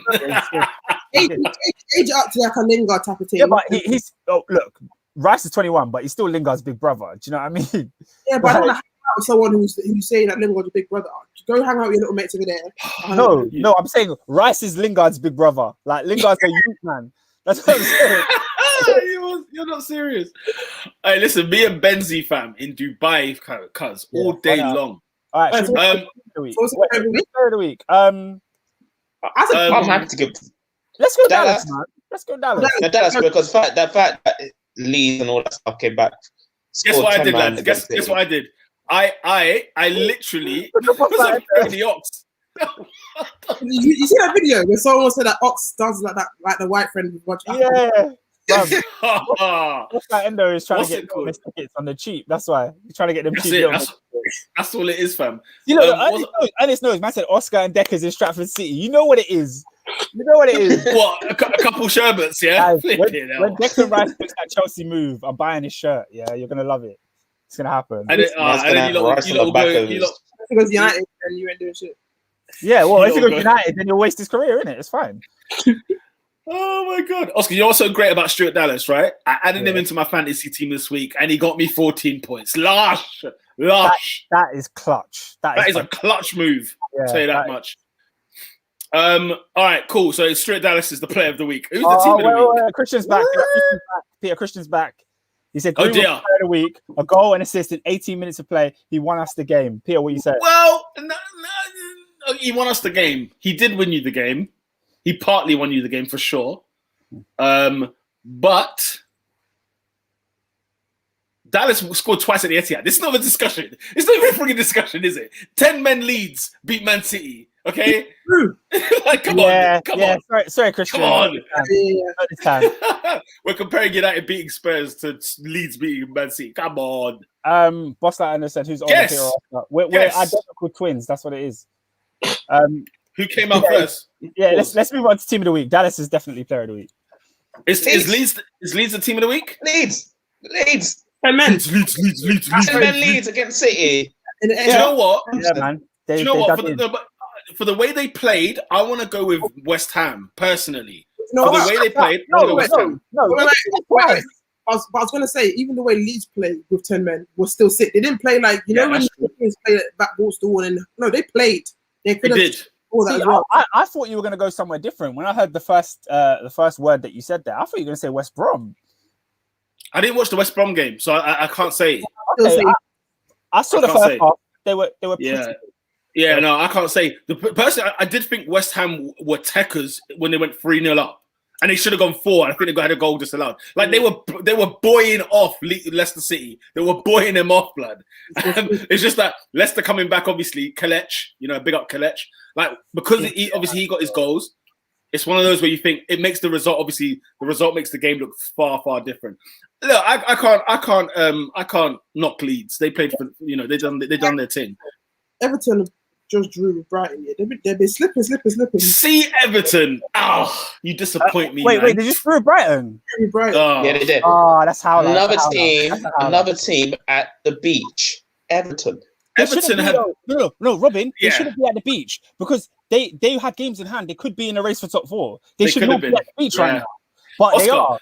Oscar, have you watched Everton play recently? Some of the football they've been playing, it has been like it. Okay, the Palace game, Palace aside, because they battered Palace's door. I don't know how they didn't score more than one goal, but there were games where I was like, "Hello, excuse me, what is wrong with Everton?" You know, there's things to fight for. Did you not know? I think they're just so used to being on the sandals and beach in April that they forgot they were actually playing for something. If they beat Palace and Brighton, they'd be right up there. They'll be in the conversation.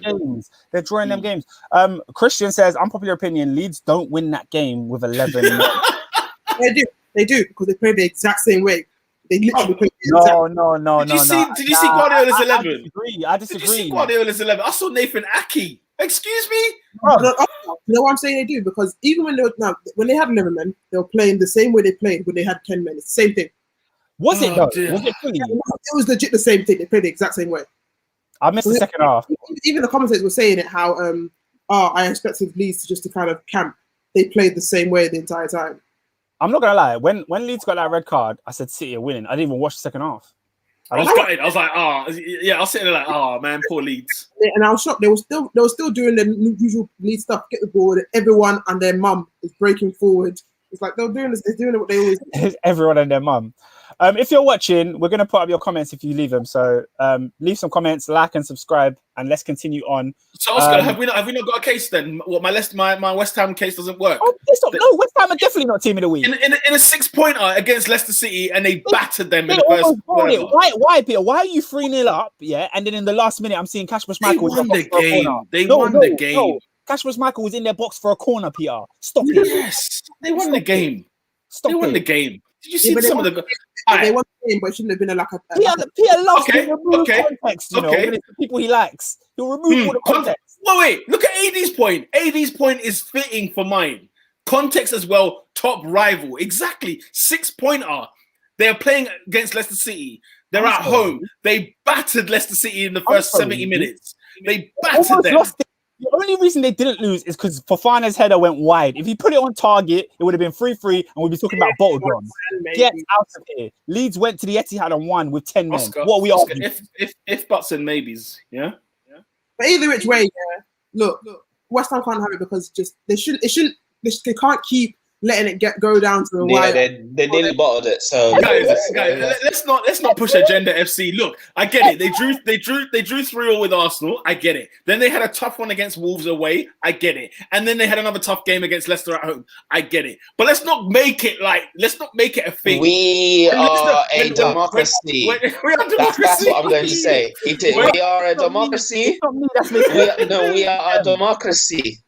Look, West Ham are playing Newcastle next. When West Ham go 3-0 up, it will be closing case, Johnson. Shut case. And freaking Wilson now coming back and getting them too. They've got 6 points. They got 6 points from those last 2 games you're referring to. They got 6 points, which is great. But it's Leeds this week. This is team this week. Leeds United. Almost do it now. Leeds done it. Leaving with Leeds.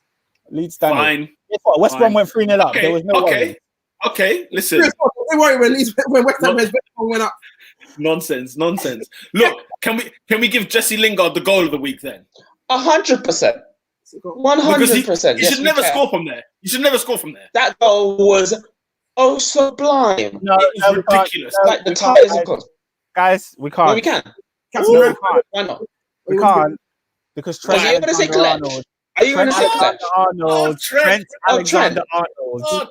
Get out of here. What about Vieira? Vieira to Thierry Henry. No. When he won, when Thomas won the ball, he done a pirouette, yeah, and Bergkamp vision straight in the fields. Don't get me wrong. There was fantastic goals this week. There was actually a lot of good goals this week. There were. However, it goes to Jesse Lingard. Nah, man. St. Maximum, you know what I'm saying? Man, come down on the right hand side, came on for 10 minutes. But guys, Liverpool were drawing the game. Trent said no. Newcastle, they were drawing the game. Alan said, "Let me run this from the halfway line." Yeah. I'm not gonna lie, I didn't see Newcastle's goal, so I don't know. From the halfway line, fam. He ran, bro. Let me do my research. So you put context on Trent one. I'm gonna give you context for Alan, the same as the ones. Fair enough. That's fair. Give it to him again. Wait, who did Newcastle play? They played Burnley away. Okay, I didn't even see Burnley, again. I'm not saying I would have been mad at him. What I'm just saying, put context fairly, and then we can say which one's what. They keep putting these games during church hours, and I'm just not gonna watch that. it's not worth my week being messed up because I'm watching Burnley. Get Burnley out. And then I think was it Alan said something after saying how I scored with my left foot because they said I couldn't score with my left foot, so I said let me do it. Like he was chopping, he was like scaring them. He's got fake for his right foot, and then said, "No, let me use my left foot," and then slotted it into. Same as well. Oscar, if you want context, Jesse Lingard's goal against Leicester City, in a 6-pointer game in the big game. He should have scored. Robin, he had no right to score that. He had no right to score that, Robin. It was unfair. It wasn't a chance. And the thing is, Soufal sends the ball from the right-hand side. It's a poor cross, by the way. Because when you think about the ball he's given, like, just give it to me on the ground. You know what I'm saying? Let me take a touch. You know what I mean? Bend that top bin. My man gives him like it's between the knee and the ankle height. Horrible height.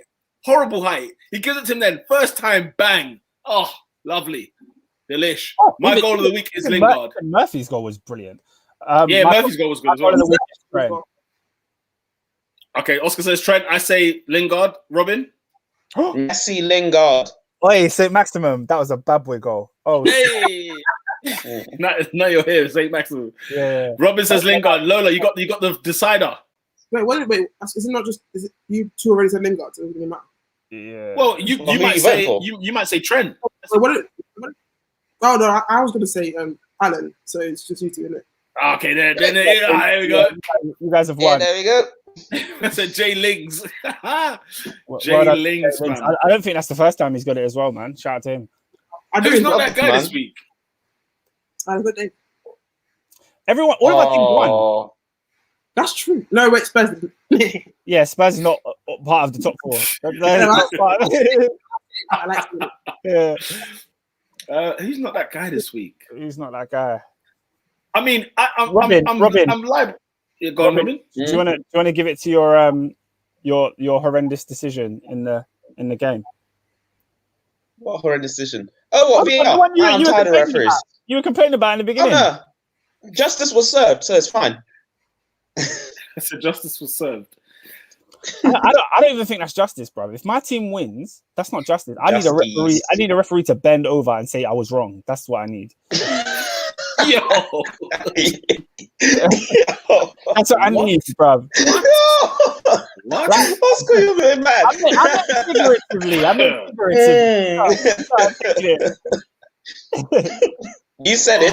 You said it. Nah, he needs to repent. Like you can't give my team like cancel a goal and then I have to go and score 3, and then you're like, I got justice. That's not justice. I know, but but the justice fell to Son because of the 3-minute on the ground, 10 men carrying in them. Look, and then he went to score the goal. And then he lost 3-1, and then he went on Tottenham TV crying his eyes out, saying the season's over. I don't know what to do with my life. I don't know. That's it. Apologize. He had nothing to say. The salt on his tears. I was loving it, and that's why I said justice has been served.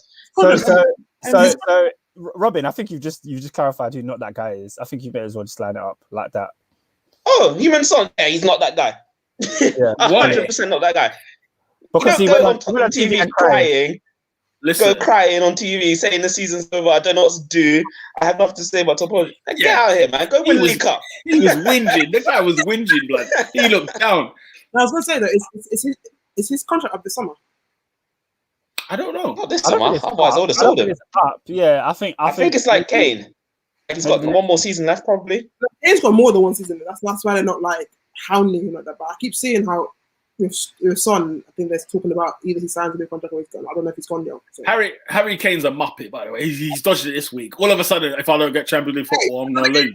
Really? He was non-existent in this game as well. To be ignored, this. Apparently, against Man United, he's woeful.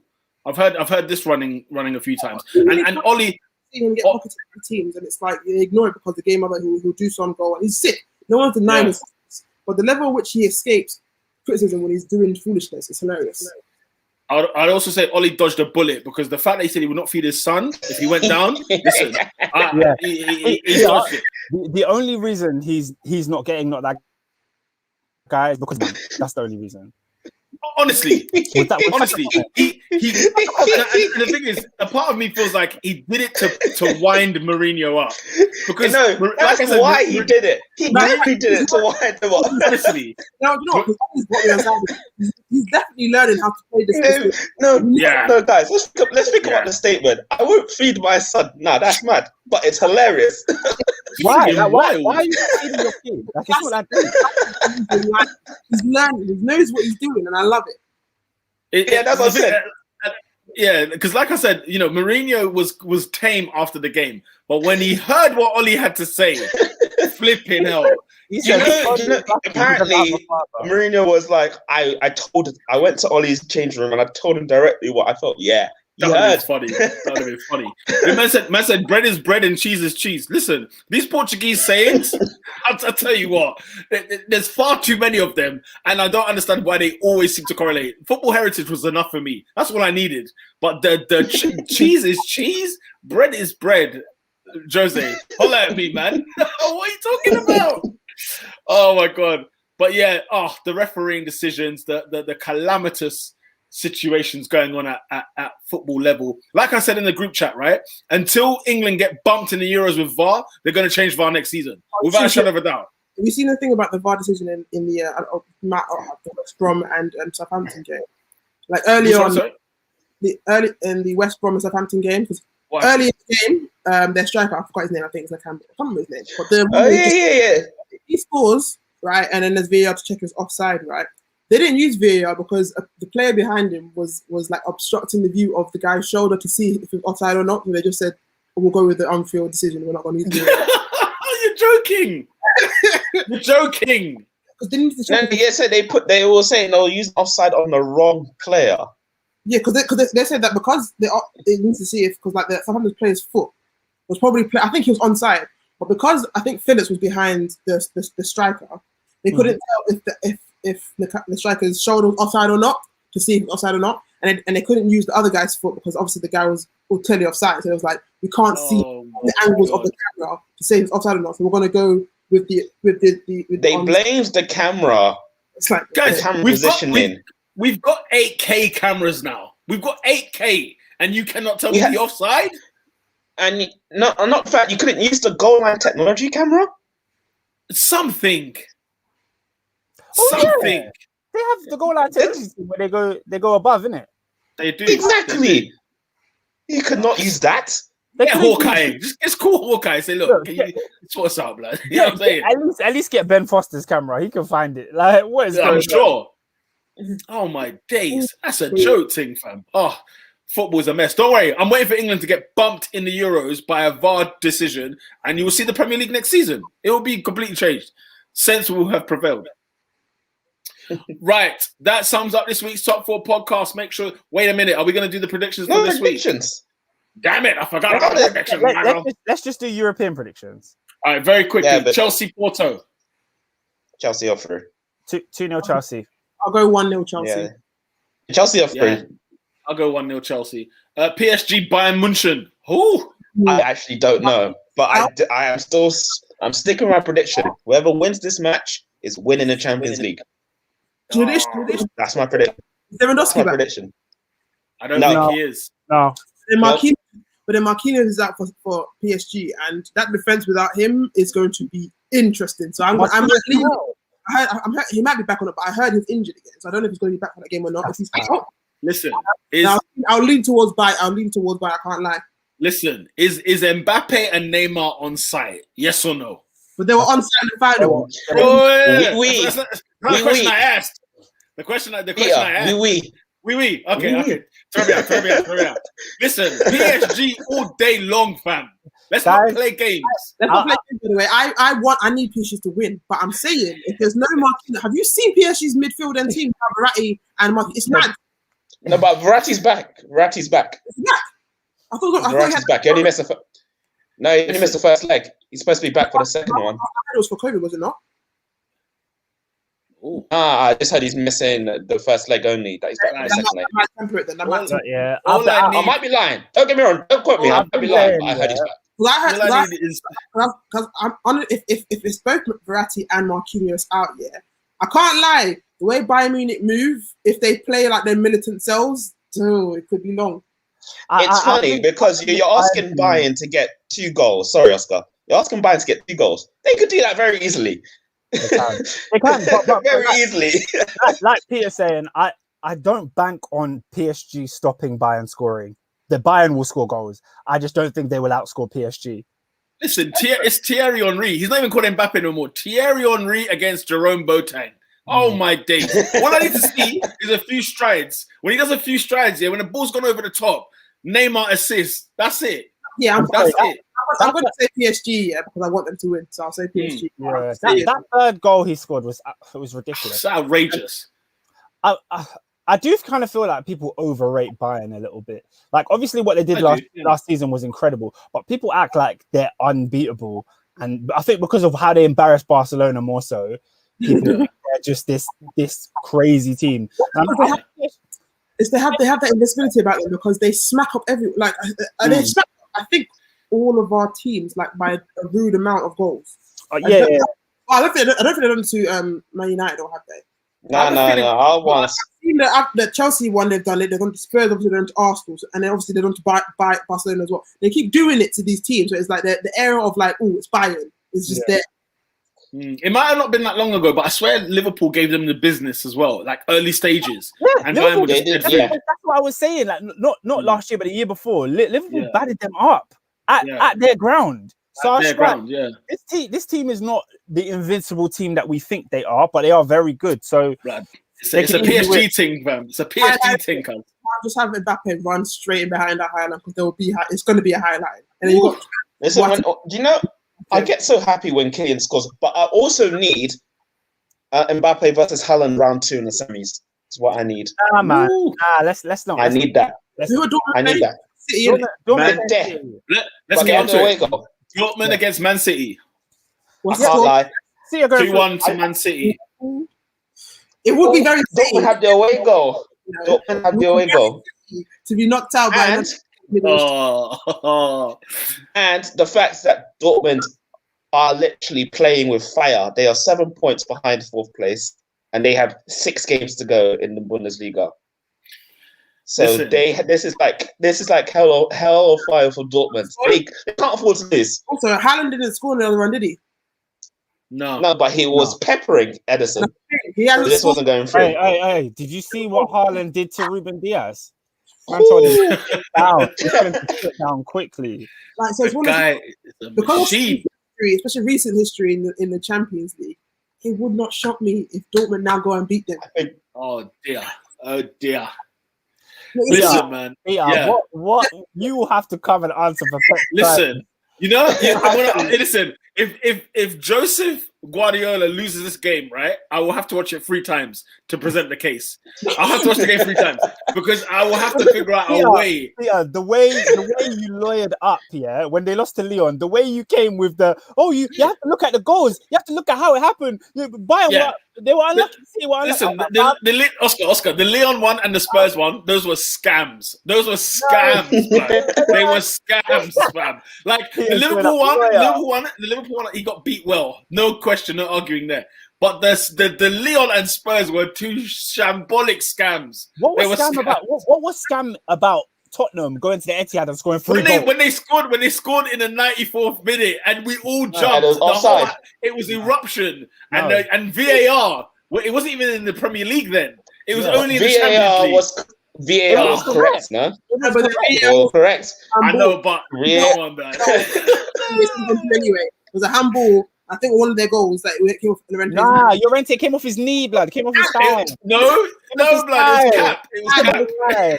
Peter, you don't want to believe, that VAR in Europe is good. VAR does not lie.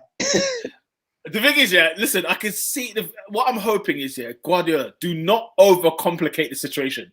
Just play your best team and beat them. That's all I'm going to say, is just play your best team and beat them. That's what. And the fact that he played such a shambolic side. He played a shambolic side against Leeds. I'm thinking, okay, he's ready for Wednesday night. But other than that, fam, if he loses this tie, I said to you, I have to watch it 3 times. I've got to watch it 3 times and bring a case forward because there's no way. It's a shame. But realistically, the way we're talking about it should be a thing where you're saying, it's calm. But their history in this especially under Pep, it's nonsensical. So rocky. So rocky. I see the actually, and then it's like, I can't. Look at the teams. No. Look at the teams they've lost to. Oh, sorry to interrupt. I did say that VAR is bypassed, but no, VAR is actually not that guy this week because what happened to Jude Bellingham was a disgrace. VAR. That's not VAR. A huge disgrace. That's nothing to do with VAR. That's the referee. No, the referees behind that. I question. What have we seen here? The guy's a flipping idiot, bro. And he did it with chest. And the thing is, he was like giving it the large. I was saying, look at him. Have you looked at yourself in the mirror? Have you seen the decision? He blew the whistle before VAR. VAR can't look. VAR nothing. Look. Shocking. Okay, so who's going through, guys? Dortmund or Man City? I'm saying Dortmund still. I can't lie. Oscar, come on. I think City go through. I do. Watch how City come out there 3-0, blood. Raheem Sterling twice. No, I'm saying it wouldn't surprise me. The things I'm not surprised. So I'm just leaning more for the vibes. That would surprise me. I'd be pleasantly surprised if Raheem Sterling. Oh, bloody hell, Robin, man. He just he left us in the mud. Gave us the close-ups.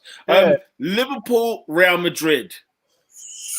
This game. It's difficult to decide. People are making it seem like Real Madrid are already through, and I'm like, fam, that's not the case.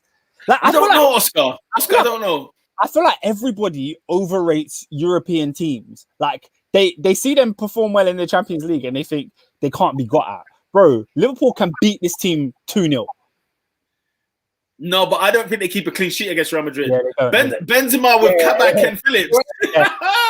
After it came out of my mouth, I realized what I said. The team of last season with Van Dijk and Gomez in the defense, who lost 2. Like, cool. Yeah. Then come back and date now. I'm now agreeing with the people that I discredited earlier. I think it could be an easy game, but I might have to lean towards just slightly. And in the first leg, how many times did Asensio just want to piss about as well? This game should have been out of sight. It's true. The game should have been out of sight in the first leg when they were playing in their training ground. I don't think so. I don't think there's many chances that Real Madrid missed. No, I think Asensio was not. There was certain things because he's actually a really good player. There was so many things he was doing where I was just like, sort yourself out. Like he's actually a talented player. So it might be like a 1-1 thing, but that's not gonna help Liverpool, is it? So Madrid go through, man. Madrid go through. I'm sorry. I wouldn't be surprised, if you turn on the TV and Liverpool battling it up. Like you turn on 10 minutes late and it's 2-0. Like I wouldn't be surprised if something mad like that happens. That's something else, man. Robinho, Liverpool or Chelsea, Real Madrid? No, that's not my guy. This internet, I'm. Who's the provider? Who's the provider? It's some private company for my workplace. And it's just annoying. Man, private internet. You can't even say who it is. Yeah. No. You don't know. But anyways, Liverpool, Madrid will make it to the final. Woo! Strong. He's just going all strong. I don't like that, bro. I don't like that. Strong. No, but am I wrong? It's not a bad prediction. But you say that because you have to beat Chelsea. I just said I don't like it. I didn't say he was wrong. I just said I don't like it. Adrian Allison said, "Nah, Ali killed us." What? He's blaming Allison. Oh, Peter. Yes. Allison had a bit of a stinker in that game, innit? And then in the his mustache. That's egregious. And then in the Man City game, Edison again. Bellingham should have had a clear goal. Yeah. Edison stinker howler. Yeah. Yeah, no, I'm just saying, innit? Goalkeepers have howlers. Oh, I thought there was a punchline coming. I was bad. No, it is. It'll come in a few weeks. To win by 2 clear goals is impossible. AD is not. He's not a believer. He's not a believer. He's saying it's Alisson's fault because of that last goal. Because Alisson, he really should have pushed that one out. Power of Anfield. Yeah, man, you never know. That's what Jurgen preaches. The power of in that. Where's Robertson after his interview? Doesn't he normally say, "Oh, we'll take it back to our place"? All that shit. Where's he? I like. Remember? That day, he was not that guy. That guy was so cocky. He was so cocky. I loved it because they went out. I loved it. I can't even do his accent, but yeah, he was like, they're all celebrating. Wait till we come back ours. And guess what? Morata dumped you out. Llorente just duppied, man. Morata. Jeez. Right. Listen. That was one of my favorite Champions League nights. Like, that was so much fun. That was the most funniest. It was so funny.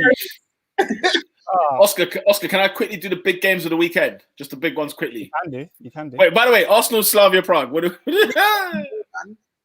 United are through. Arsenal. Oh, I don't know. I don't know. No. Do you know the same way I said I don't trust City and Dortmund, because the same thing with Arsenal. I don't trust it. I don't trust you guys. You man have to score and not concede. I know it's not even a score. Arsenal have to score at least twice because I don't trust them to not concede.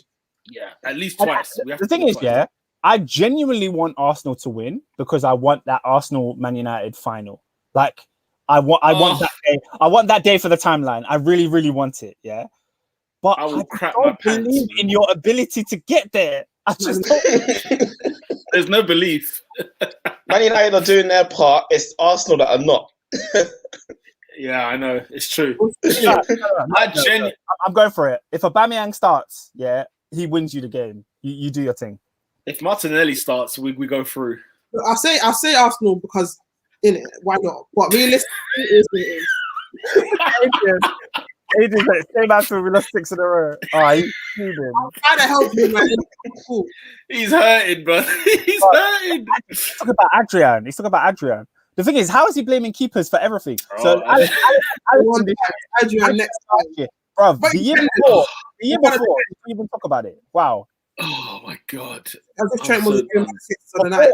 Before the Liverpool Real Madrid game, they showed the Champions League final. You know, Karius has blood on his hands.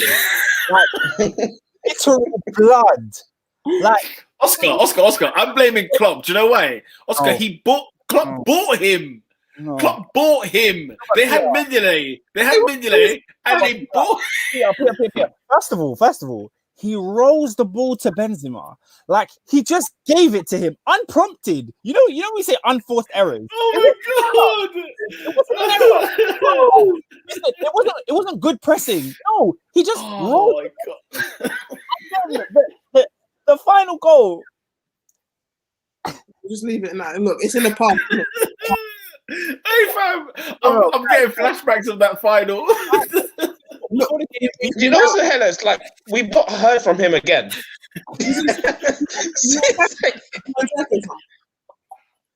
But look, that's the past, innit? Look, focus on the present where you've got Trent, assistant. Oh my God.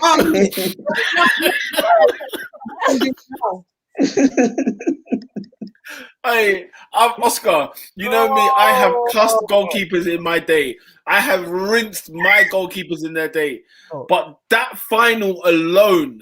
No, I've never seen anything like it. And you know, pro grade that comments on here, Jamal. I remember I was with him like a couple days after, and I was saying, I kind of feel sorry for him. You know, he was crying afterwards, and then Jamal was like, "What the hell do you feel sorry for him for?" Jamal was like, angry at me. And I was like, what do you mean? He's like, he cost his team the Champions League. He threw it away. He had it in his hands and he threw it away. I can't believe that one to Benzema was so funny. He gave the ball to Benzema. But explain this one to me. Explain this one.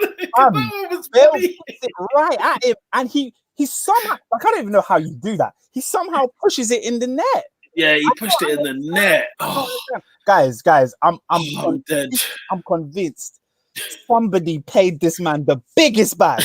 Right, there's a big bag, fam. Do you know what it is? But he was. I felt so bad for him. Like, he was dead, But the tears, and I felt for him. All of his Liverpool fans abandoned him. You never walk alone. Lot disappeared. It was just a lot for him. He was crying. Fam, it was a Champions League final. It's not like this was like the Super Cup or like something crazy group stage. The Champions League final. That's a disgrace. Adrian said, Benzema couldn't believe it. I hear things in Adrian's voice. This is 10 times funnier. Susan said, Madrid won't have an easier final. In their life. They've won how many Champions Leagues? What is it, 13? Guys, Karius is a billionaire. Yeah? He has the keys to Madrid. He's been given It was a bet. Yeah, he was on for a bet, for sure. His kids are secured for life. Yeah? Oh my god! There's no way. There's no way he was trying to save the shot. There's no way. Anyway, where are we now, Pierre? Do you know he's a former Manchester City player? Anyway, I'll move on. Friday night football very quickly. Everton Spurs, big game. I need Everton to turn up that one, just to add to the L's for the Mourinho. To add to the L's, because wasn't it the whole thing? You know what? Yeah, up the toffees. But guys, Everton will let us down. Games in the season. They will at the beach, but Everton will let us down. We know that for a fact. Look, I'm trying to put the positivity in this. But the fact is, 10 losses in the season is the first time ever for Jurgen in his career, and make it 11. Be funnier. That'll be jokes. That'll be hilarious. Okay. FA Cups. FA Cup semi. Oh, sorry. Go on. It's Everton Spurs, yeah. Yeah, Everton at home. If Everton win, that's 3 times they've dunked on Jose. Big boy Ancelotti. Was it FA? Oh yeah. Yeah. Was it the 5 or something like that? Oh, fab, hilarious. Well, FA Cup this weekend. I thought it was League Cup this final this weekend. No, it's FA Cup. No, it's FA Cup. It's FA Cup. I just realised it's FA Cup. Yeah. Chelsea have got the Man City. Yo, what is the League Cup final? Is this League Cup final the same day as the FA Cup final? When is this League Cup being played, fam? No, it's April. It's supposed to be this. It might be next weekend then. No, it's next week because we've got City on Saturday. Okay, all right. So this weekend, Oscar, Chelsea against Man City, FA Cup, 5:30 kickoff. You know what? Yeah, to quote David, I don't care. Yeah, I think really. I don't care. I just prioritize every other game than this one. Like Champions League is more important, League is more important right now. But I think we'll give him a good game. But I just think City will edge us. Sorry, by the way, Karius is still a Liverpool player on loan at Union Berlin. But we'll move on. What do you reckon, Robin? They need to give him time. Trust the process. Play Pep. What did you say? Hello. Has Tuchel played Pep? Not in England. Tommy Tukes, no. I see it go to extra time. I can't lie. I think City will edge it. I think Chelsea would win. If there was ever a game where I need Timo Werner to turn up, it's that one. Yeah, I think it will go extra time, and then City will do it in the end. Is there anything worth in the league? Wembley. Yeah. Wembley. Oh, City love Wembley. City love Wembley. It's over. In the other semi-final, Leicester against Southampton. Leicester better win that. Yeah, they better win. I love that. They better win. Oh, yeah, if Leicester lose, that's banter. Yeah, no, Leicester must win. It's the easy. It must be a Leicester win. I know games are easy games, yeah, but Leicester have been given a very good path into the final. They must win. Is it true they've never won the FA Cup? No, I think Leicester have. Okay, I know Southampton have never won a major trophy, which is bizarre. No, but again, another team at the beach, Southampton. They're done. They're on the South Coast, fam. Do you know who shouldn't be on that beach though? Danny Ings needs to take these last couple of weeks very seriously, man. Because if he scores goals, he's going on that plane. But he scored in their last game. I think they won it 3-2 against Burnley. Outstanding performance, yeah. He's fighting with what? Dominic. Do you know what? Robert Lewin, who hasn't scored either in a minute. So it's like both of you man to kind of like fix up. Very true. And Ollie Watkins and PB9, bruv, they could nick their places, Patrick Bamford ain't going nowhere, bruv. Yeah, they could nick do you know what's hilarious about this whole underplaying quote? Like England are full playing their games at Wembley this year. Yeah, for real. On the coach.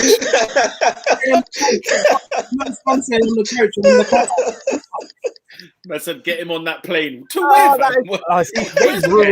They've literally ruined the Euros, man. That's crap.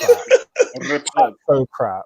In the league, Arsenal against Fulham, 1:30 kickoff. What did I say? Come on for love. Come on for love. You are fighting to stay in the league. Don't be shocked if Fulham now win 1-0. Listen, I need to know. Hold on. Fulham have to beat you lot because you lot have nothing to play for. You're just wasting time in the league. That's the thing. Let Fulham win. Let them win. Let them win. Oscar, if we go out on Thursday night, yeah, then Arteta shouldn't be there. Arteta shouldn't be there on Sunday. Listen, he shouldn't be here. He shouldn't even be going to Prague right now. He shouldn't be there right now. But if we go out on Thursday night, Fulham have to receive the smackdown of a lifetime. There is no way we can just let this rest. We can't let it rest. Who cares? At some point, we have to avenge. The same reason Lacazette had the cheek to celebrate like his king for doing behind pass goal when he should have done that against Prague. If they have the cheek to now lose on Thursday, do the same thing that you did again on the weekend. You must do the same beating to the next team. They must. No, this is hilarious. Like everything rides on Thursday, for you lot. No, Robin. Yeah. If Arsenal lose on Thursday, you and I are taking over this podcast, and Peter's not coming back till August. He's not coming back till August. There's no need. You and David, there's no need for Oscar, you. Do you think I could face the masses with a defeat against Prague? Look me in. Against it's a bigger loss. You're losing against racism. That's what's happening. We didn't even discuss that. Add my noise and for that. The racism, man. You decided to not that goal you missed. Makes it worse. It's the fact. Slavia Prague had black men there as well. I'm looking at these black guys like, yo, are we gonna have a conversation? Are we gonna say anything? And then we take the knee and they stay standing. Even the Prague man, but even the Prague guys, the black guys in the Prague team were even playing shit. They even knew they were playing this as well. They were dead. They know. You can't lose Thursday. They're not allowed. I don't care. They can cheat for what I like. Them Arsenal have to win. By hook or by crook. No, seriously though, on a real, if we lose on Thursday night, guys, I'm not gonna lie. Yeah, I'm not trying to see any of these Arteta sympathizers. Don't tell me about just the process. Don't tell me about he ain't got the players. Don't tell me about anything. No, I'm not hearing it. They lose. I don't want the damn thing. He's Goodness. on Steve Bruce. Them to be the same great people. I don't think I could face it. I couldn't face the rest of the season. Literally. I'm a head NFC person, so if they lose, I'm annoyed at Arteta, but I got my boys. As long as they saw yesterday, the game, You know what it's time to do? It's time to go abroad. Oh, listen, I've got a Bayern Munich kit here. It's time to go abroad. Mate, I will fling on the Internazionale. You know what I'm saying? Flipping it, blood. Mate, I'm here to watch the Nerazzurri lift that trophy at the end of the season. Honestly, Robin, no word of a lie. Serie A, I am finding it. I am streaming in a Crotone, blood. I am streaming, fam. My days. I'm sure like David on this pod because I want to see him publicly just like blow up. I want to see it. Oscar, we have to do a live. As soon as emergency pod. Live, straight, bang. Peter, you know I'm ready. Okay, I'm in. I'm ready. If we lose, straight in. What about if it's Higgy? What about if you like go to extra time but you win? Oh no, we'll go live to extra time. We go live in extra time. We will do watch along in extra time. What are we doing in Czech Republic at 11 p.m? We shouldn't be there. We should not be there at 11 p.m. We hit live. I got there's two scenarios. Arsenal win and then lose to Fulham because they can't do both. Or they'll lose and then they'll smack Fulham and then think it's some kind of victory. Oh, that would anger me more. That's exactly what's going to happen. The second one would anger me more. Losing to Prague and then laying the smackdown on Fulham. The second I'll be furious. It would even anger me. That's terrible. Oh dear. Every time Arsenal win, I'll be angry. Man, because they don't do it at 4-1. You lot would let racism win so you can go and beat Nigeria. The thing is, Oscar, the thing is, The thing is, the guy that was racially abused is former Arsenal. That's what makes it even worse. Glenn Kamara is former Arsenal. It's why it burned me even more. Hayland boy, and you let him. Hayland. At home. It's well, isn't it? We'll see what happens. The last time I see him play for Arsenal, he had a shocker against Sheffield Wednesday in the League Cup. We got beat 3-1 in the League Cup. Absolutely destroyed by Sheffield Wednesday. Kamara's his head in it, so we need to avenge him. So if they try and mess up, I can't lie. I am looking forward to Thursday. Emergency pod. Emergency pod on Thursday. Guys, make sure you hit the like button. Make sure you come and check us every Monday, 8 p.m. There could be emergency business. If I see 91, 91, Oscar, hit record. Just hit record. And we keep no warning. Right on. No warning. I'll just go. No thumbnail. Lord have mercy. You know what? The sick cynic in me is slightly wants this. No, that's how disturbed I am this season. Yeah, no, I do. Part of me, even I don't want it. There's a part of me that's like, I want extra time so we can rant. Robin, like I was saying, I need that final to happen. So I want Arsenal to go to the worst. I want penalties. No. That's what I want. No, I get what a 90th Bruno penalty. Oh, I love it. I would love it. Don't get me wrong. I'm talking about Arsenal in this on Thursday. I want them to go to penalties. On Thursday. Oscar, do you know what I realized? Do you know what I realized? I was a broken man at Baku. I realized after Baku, because losing to Chelsea is one thing. We lost in our final and got absolutely battered in that final. I've never been the same since. In a game that Chelsea didn't have to win. They finished third. They finished third in the league. The first half where they weren't even playing, they were shits. we didn't have to win.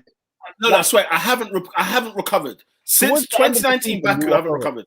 No, but see, the Chelsea game, I was just silent for a while when that loss happened. If Barca Miracle we pass Slavic and get to the final, we play Man United. If we get there and lose to United, that would actually finish me.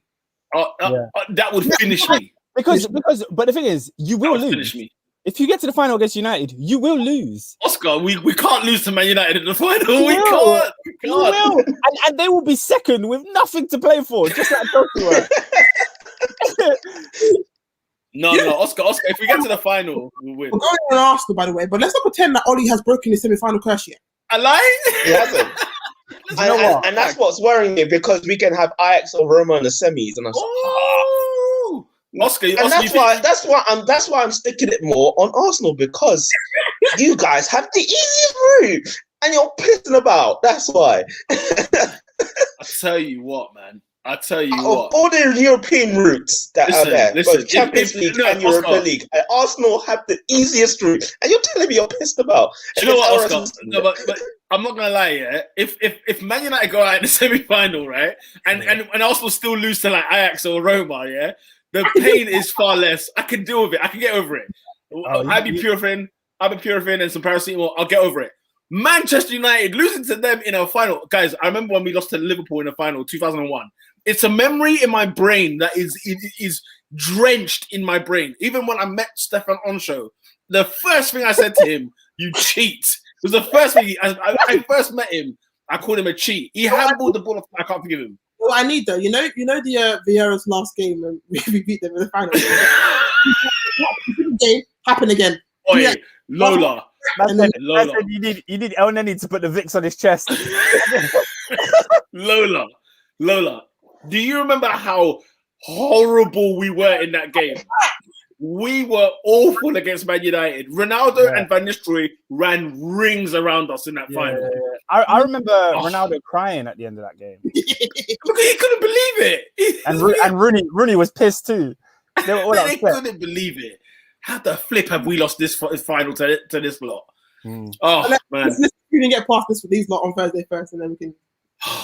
Good times. All right. Yes. Listen, guys, make sure you share, like, subscribe at Top 4 Podcast on the Twitter, on the YouTube, Instagram. Yeah, Instagram. We are there as well. On the Insta, SoundCloud, iTunes, Spotify. We are 15 people away from 100. 15 people from 100 subscribers. So get subscribing. Robin, have we got some European action coming from you this week? Next week, because we're waiting for the conclusions of what happens in the Champions League in Europe. Oh! So I'm waiting with anticipation. It's going to be Tantalijos. So yeah, make sure you hit. But before that, Atletico, you absolute bottomless. That's what I'm going to say. Whoa, stop. Listen, Atleti drew, but Barcelona lost. So it doesn't matter. Atleti for the title. It's theirs. It's written in the stars, okay? Because Real Madrid are now ramping up. They're like, Madrid are there. Listen. Madrid And are I actually like Barcelona. Barcelona are 2 points behind. They're there. Point. Opa Atleti. Listen, they will be fine. They'll cross the line. Inter will cross the line. And Lille will cross the line. Inter is Inter the only one I would say, congratulations, you have won the Scudetto. They did. That's Did you see the only Conte's celebration? Man ran onto the pitch Yes. like he did for Chelsea. Man just ran onto the field. He knew the league was done. And also, Lille to win the Ligue 1. And that way, Pochettino still hasn't won anything. He goes somewhere to win the big trophy, and he loses. Oh, bro, have you seen the French league right now? It's a mess. Oh, it's amazing. It's a traffic jam, bro. It's an absolute traffic jam. So I'm looking forward to it, man. But anyway, we will be back next week. Make sure you come and catch us 8 o'clock Monday, unless Arsenal bottle it on Thursday. With that said, people.